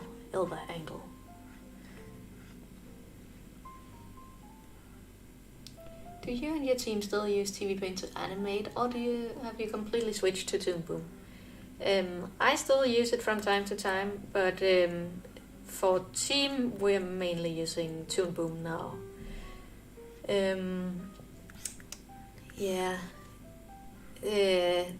Once in a while there might be a short film that we do in TV Paint.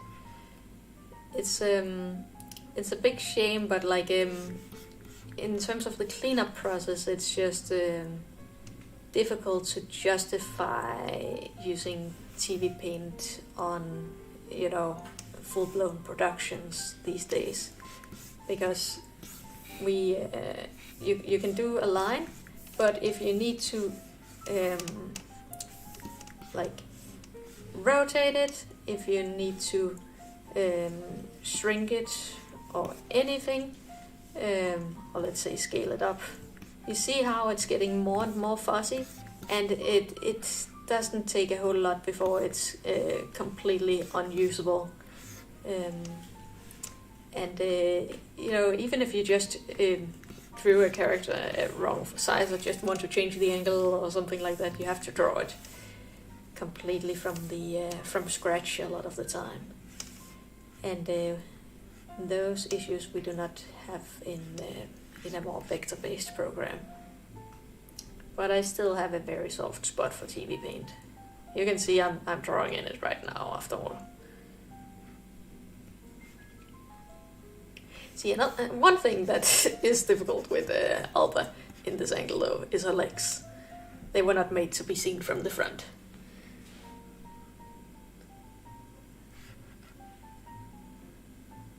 How big is your team? That changes depending on what we're doing. People are hired, when there's money to hire them. And that money comes from development funding, and development funding is limited, so it'll just be for a couple of months at a time. So, yeah. It depends. Right now we're working on a different TV series production while we're waiting for answers on, stuff. And that team is 14 people.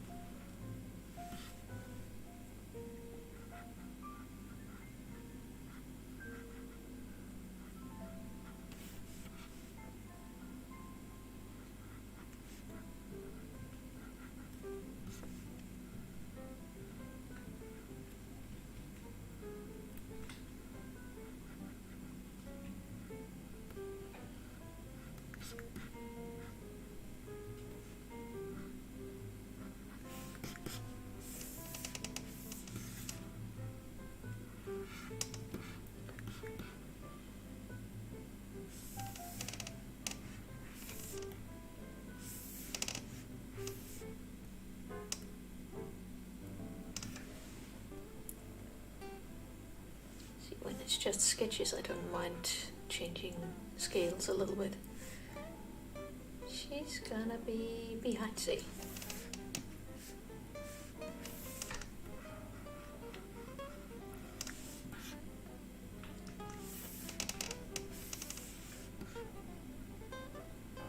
No, she's gonna be in front. Yeah, let's just do that.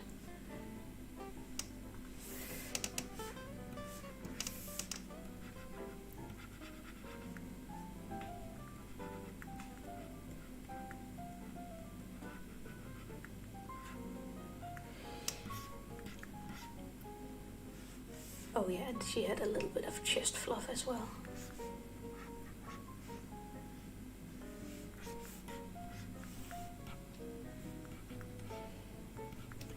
And then we can do the Elba. Just change the sizes a little bit. I'm actually gonna pull up references for this so I don't do the same thing again. With mixing them up a little bit too much.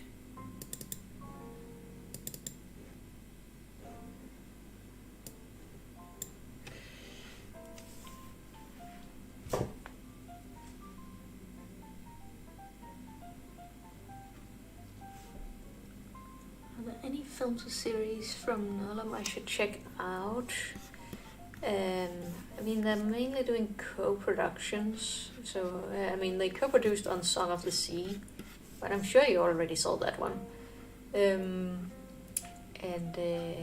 I think they also co-produced on Long Way North and Calamity Jane, which I think are some nice ones. So those I can recommend checking out. They were also studio for making the Big Hero 6 TV series, but the story was made in the US. They just animated it.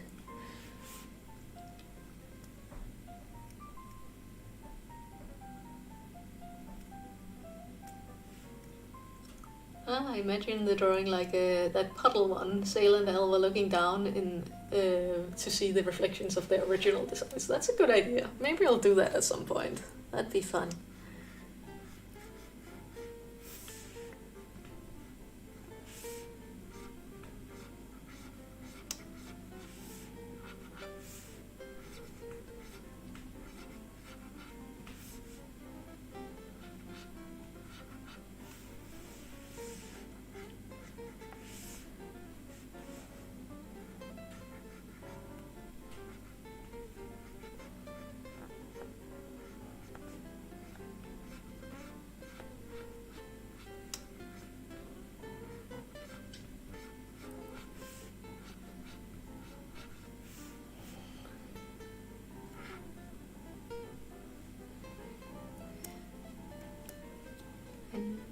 worked with other studios on a few things. With Cartoons Alone, Song of the Sea, maybe movies, Calamity. Yeah, you got it.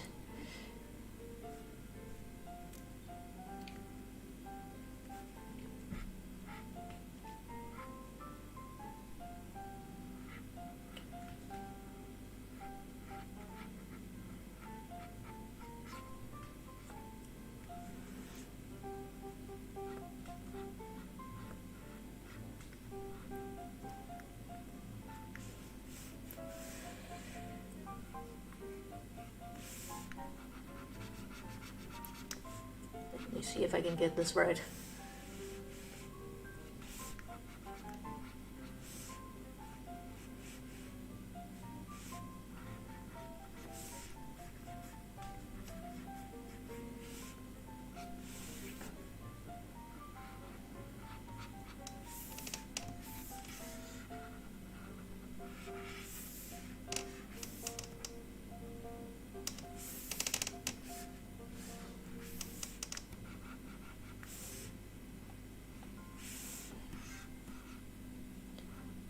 Hello, Kate Nick, the coyote.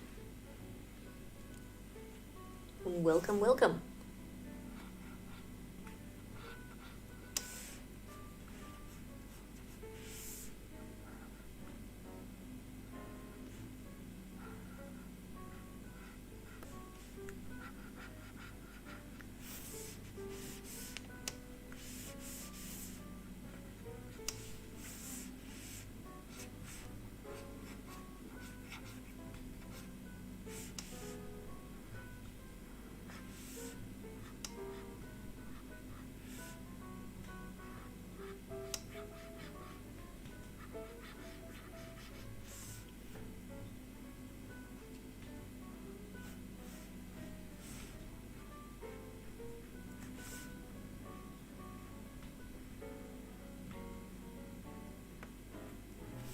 It's been a while since I had to draw updated Alba.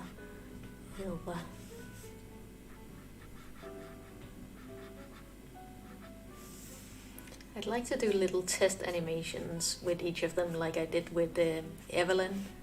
I posted that on Twitter. I haven't posted it a whole lot of other places yet, because I maybe want to do a little bit of compositing on it. Yeah, little charming bits of animation. Also a nice way to just do some catch up. Like had to do so many other projects recently. I feel a little bit rusty, honestly. All of them are beans. Beans are good shapes. Wow, we have 81, 75, a lot of concurrent viewers. Thank you all for joining.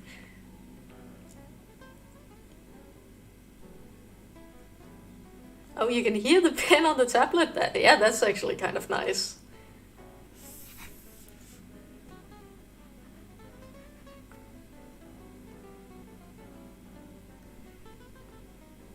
Have you ever worked for or considered working for any big animation studios?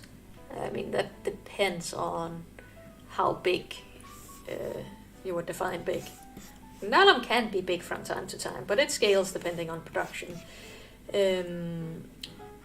Cartoons Alone was definitely big, but probably not big if you compare to, American studios.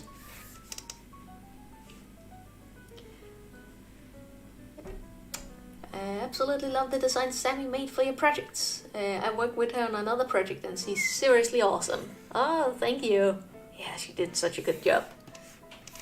Wouldn't happen to be Wings of Fire, would it? Really following along on that project. It's cool to see also what Sammy's working on there.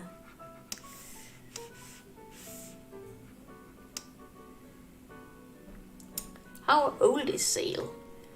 Depends on if you're talking fox age or human age. If it's like human age, like in terms of maturity and everything, he is 10 or 11 years old, around that age.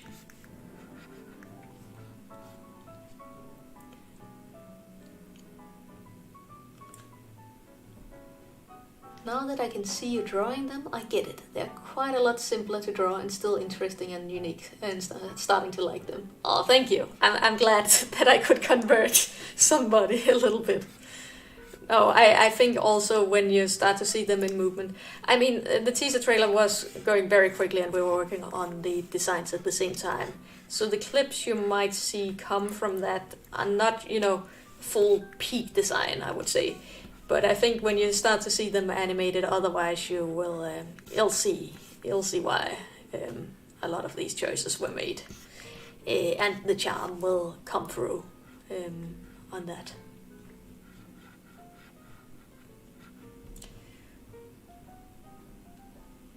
See, now Alba is gonna be smiling because you said that. Just a little bit. Should she have that? No, I think she can just have this small smile. Let's see. Yep, I'm concept director for it. Ooh, cool. Best of luck with it. I will be excited to see what comes from it. Is Elva 12, 14? Close, yeah. I put her at 12. Evelyn is 13, 14. So they got kind of a 1, 2, 3, like in terms of years and age differences. But Sesam, he's more like 5, 6 years old. So he's got a little bit more of a gap between him and the others.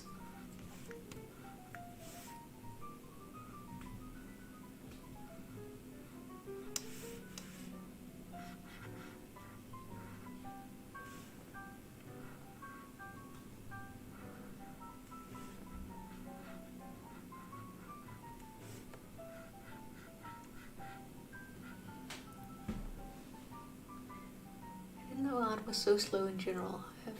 I thought it was super slow. I'll say, don't take my current drawing as the consensus of how long it takes to draw art. I get really, really slow during streaming. I noodle a lot more than I tend to do when I'm just sketching. Like if I'm just doing on my own and everything, I'll throw down a whole lot of big shapes and just get to it and figure out the stuff after that sort of. But when I'm looking back and forth, I end up in a much slower tempo. This is not super representative, but yeah, just in general.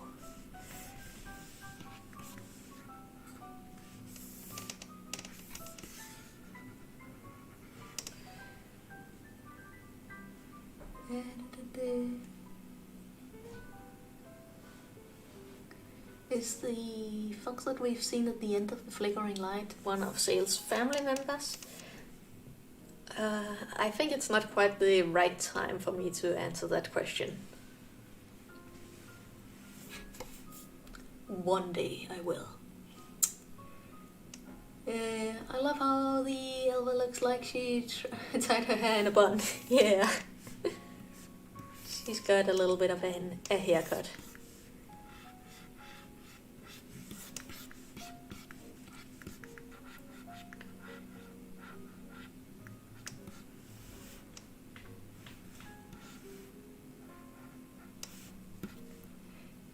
Jonathan, how are you doing today? I am doing good, thank you.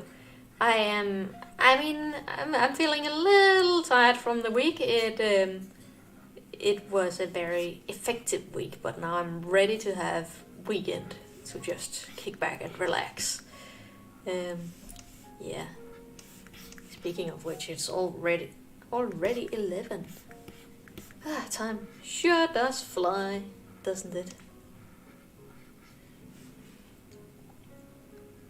Yeah, I get it. It depends on the artist. Some take the sweet time, and some can create really elaborate pieces with crazy poses in just an hour. Yeah.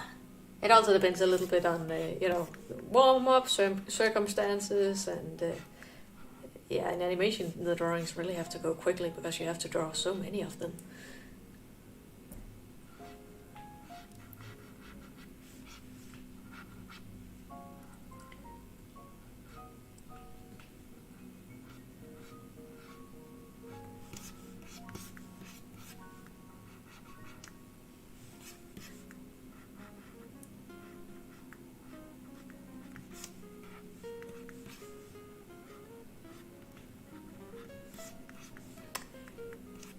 Yeah, so there you got a classic Alba and a newer version of Alba, and the same for Zale.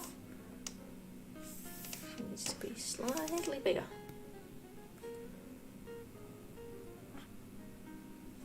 Also put her in front.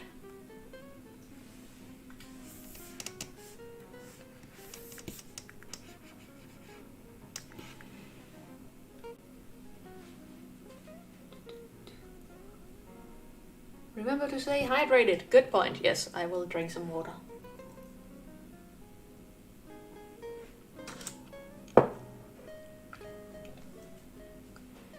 Let's see. What is your favorite thing to sketch or draw? I mean, I always fall back on four-legged animals or winged creatures. That's definitely my comfort zone. But I'm trying also to draw other stuff. Like I just now I finished doing some human action poses and everything, or like a little bit of that sort of design. And I am really enjoying like pushing a little bit out of my own boundaries. So I think I'll be doing that a bit more. And when it comes to that, I find that anything that has action or movement in it makes it a lot easier for me to draw. Just good.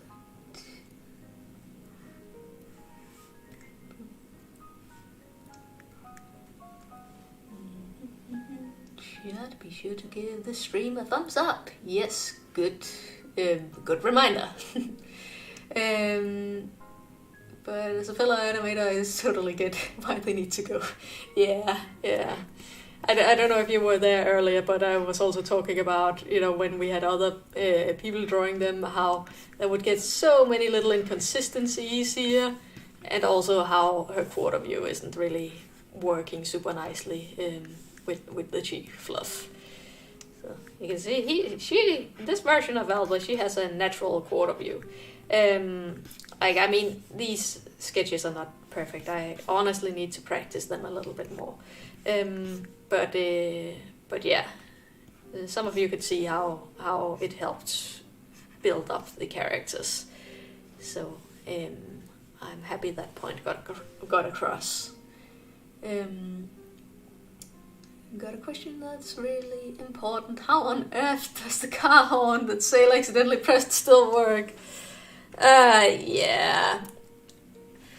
I'm sorry. I am taking some liberties in terms of how things aged. In general, I'm kind of going for 100 years having passed, but sometimes car horns are just funny and you want them to work even though they would not work. So I don't know what's up with this particular car that made it last that long, but yeah, something sure did happen to it. Are we gonna find out how Zale got his bandana? Yes, hopefully yes. Josh, you deleted your comments, and now I'm really curious what you wrote because I didn't see it in time. Hello, AM Drawing. Thank you for joining. You know what? I need to practice these a little more, like I said, so I am just gonna have a little bit of fun drawing Alba for a bit.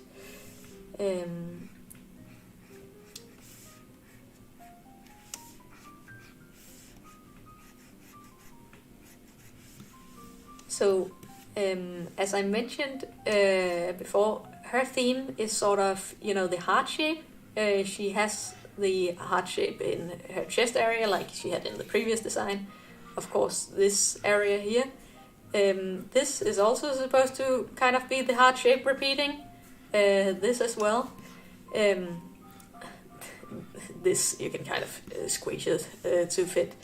And then from behind, her wings make this heart shape as well. So that's sort of the theme, where Zale was the strit.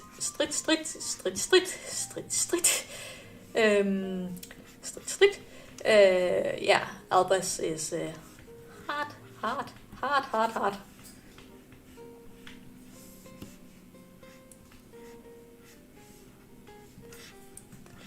Now take your guesses what the other characters' themes were.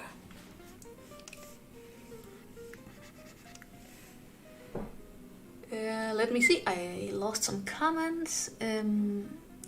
It's a post-apocalyptic world with talking animals. I say don't overthink it. Yeah, sometimes story comes first. I do like taking inspiration from how things age, but it needs to serve the story first and foremost. Yes. Then again, there are flintlocks and chiplock's pistols that still work. Yeah. I don't know what a scientist would say about the chances of a car battery, staying alive for 100 years, would say, but yeah, let's not overthink it too much. I just noticed that the classic Zale Elva resemble more their pre-flickering lights designs, it seemed. Yeah, I might have gone a little bit too far back in time. I was doing it from memory.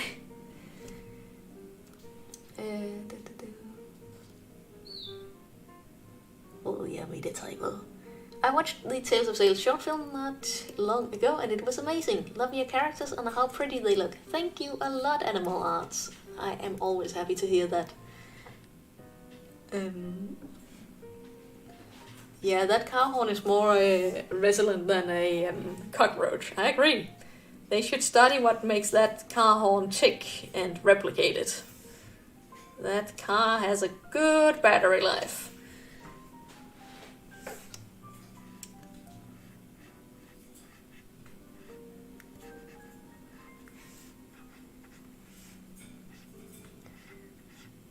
I'm kind of trying to practice look into this new version of Alba. She doesn't have much of a neck. And I really like the, this curve against one another. That feels very bird-like to me. But there's still some exploration to be done in how that works from different angles and in different poses.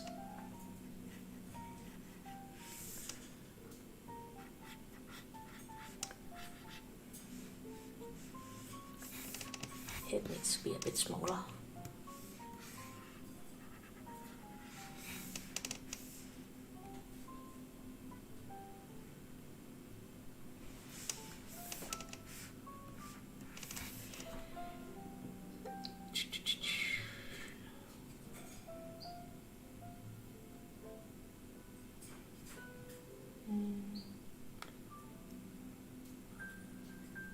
Very fitting with Ilva's personality. Yeah, I think so too.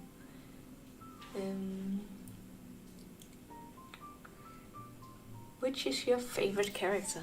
Oh, I'm not sure anymore, honestly. It kind of changes from period to period.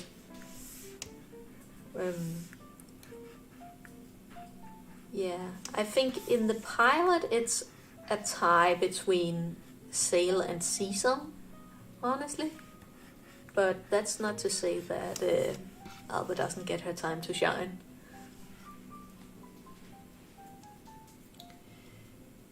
So 400 years in the future. What year is it exactly?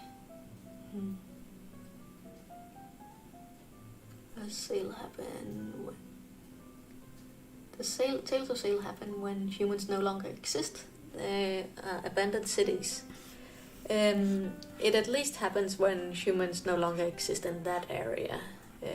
I wouldn't say conclusively whether or not they exist other places.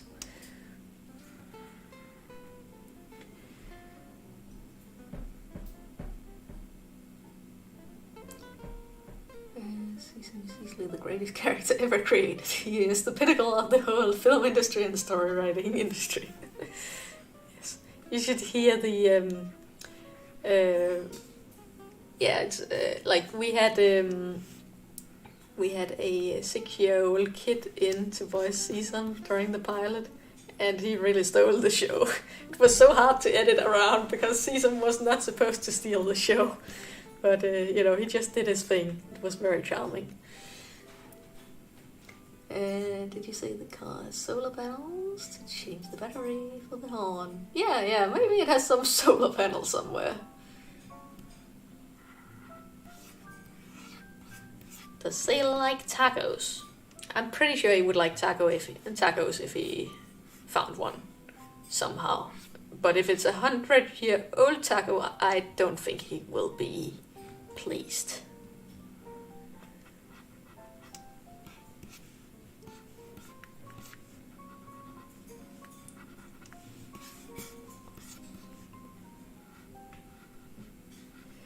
I think it's getting a little late over here.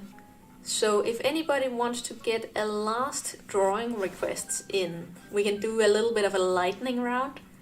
And then I will probably sleep. I think sleep is nice. Thank you, Saphill.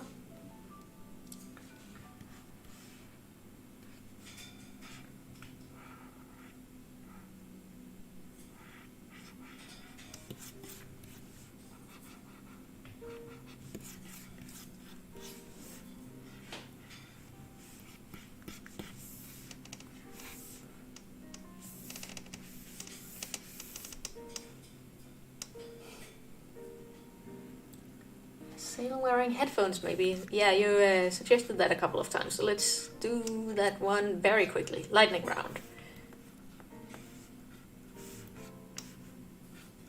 How does a fox wear headphones?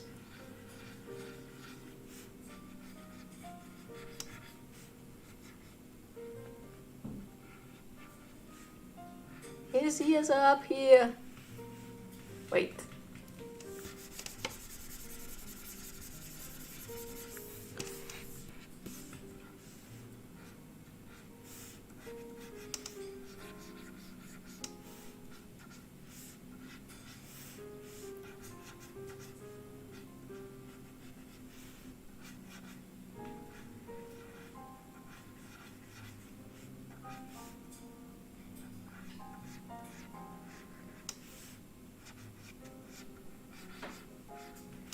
I can feel myself being too tired now.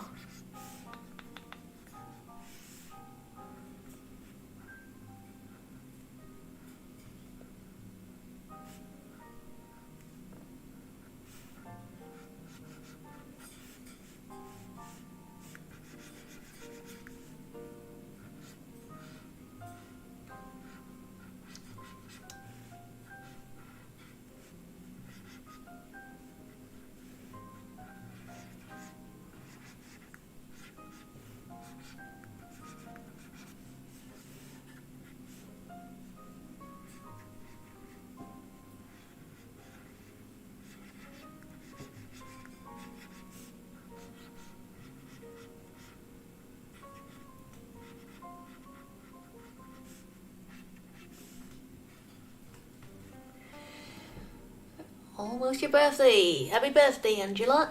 Can you draw a wolf character? I'm curious the shape she's made of. There's a wolf character. It's out on my other social media. It's Evelyn. She even got a little bit of an animation on Twitter.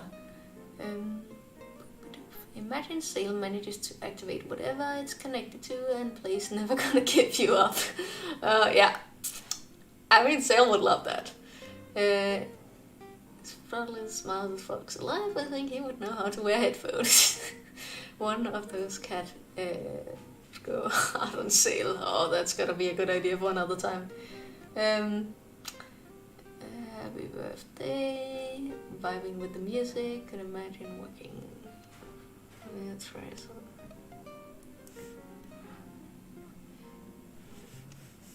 Try something birthday related with that picture. Should we get a birthday cake in here?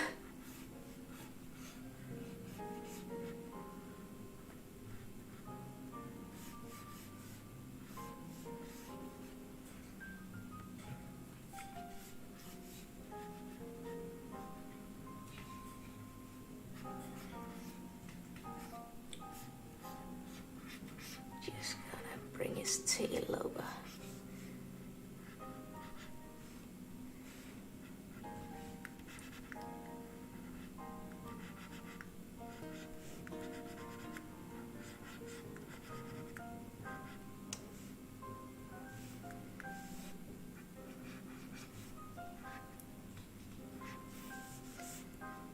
how many years? How many birthday candles?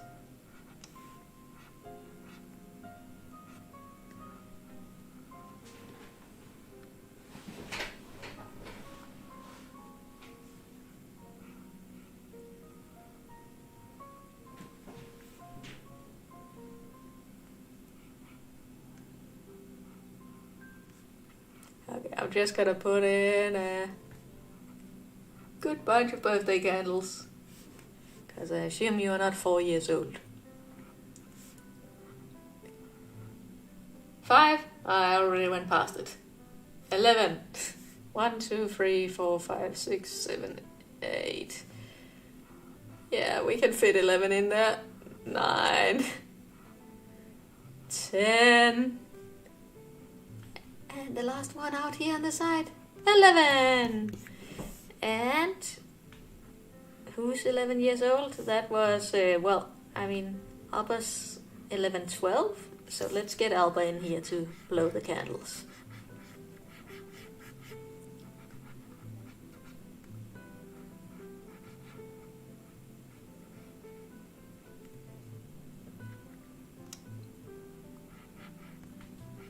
She have closed eyes? No, she's gonna look at it.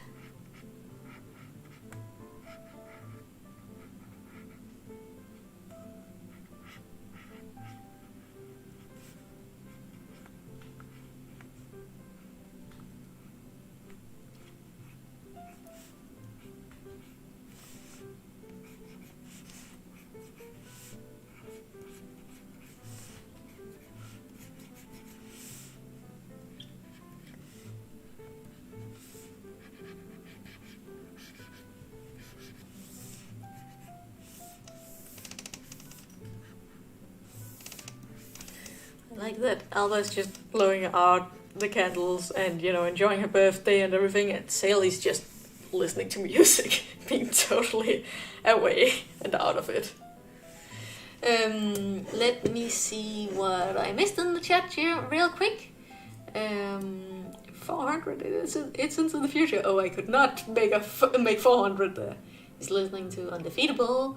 10. When the first Zale episode released 8 years ago. So maybe 8? Oh, that would have been a good idea. So many new people are joining the Discord. Oh, yeah, nice. I'll see some of you in the Discord afterwards then. And for those of you that didn't hear, the Discord link is in the description of this stream. So feel free to join if you'd like. It's a chill little server. Let's see, I remember reading the description of Tales of Zale on a cartoon website where it's about a young fox who learns about life, death and everything in between. Yeah, that was the old tagline at least. It just plays car horn sound. Yeah, that's his music. He'll make his own music with car horn sounds. Yeah. One of these days I'd really like I've been talking with Matthew, the composer for Tales of Zale, about doing a lo-fi hip-hop, or just a lo-fi track with some of the Zale themes. And I'd love to just do one of those lo-fi loops with Zale. I think that would be very cozy. Yeah, maybe we'll get there one day. Trying this again, but how many episodes do you think it will take to do a conclusive story of Zale? I did answer that previously, so I will. I shouldn't answer too much, so I'll refrain from saying it twice. He's listening to the background music, that is very chill as well. Zale is listening to Bury the Light. Foxes can't see the color red, so there's some good chance that Zale doesn't know what red is and is very confused about the name of his species. Yeah, maybe we need to confront him with that at some point. Gotta go. Well, see you, Walter. Also trying to round off the stream now. I think blowing out birthday candles is a good way to go. Well, silly foxes to study with. That'd be pretty fun. Elle was close to that extra candle. Yeah, she might need to watch out for not getting burned. No wait, he's listening to lo-fi. Alright.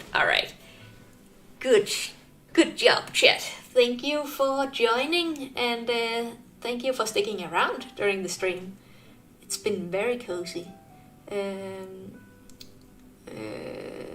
Yeah, some stuff I cannot answer right now. This is one of my favorite art styles. Thank you. I appreciate that. Well, it's been nice. See you all later. Hopefully we will do another stream this year. I mean, it would be nice to live in a world where I do a stream once a month, but no promises so far. Let's see if we can build up a good habit. Alright.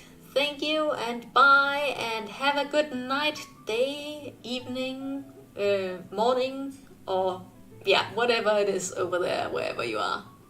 Bye.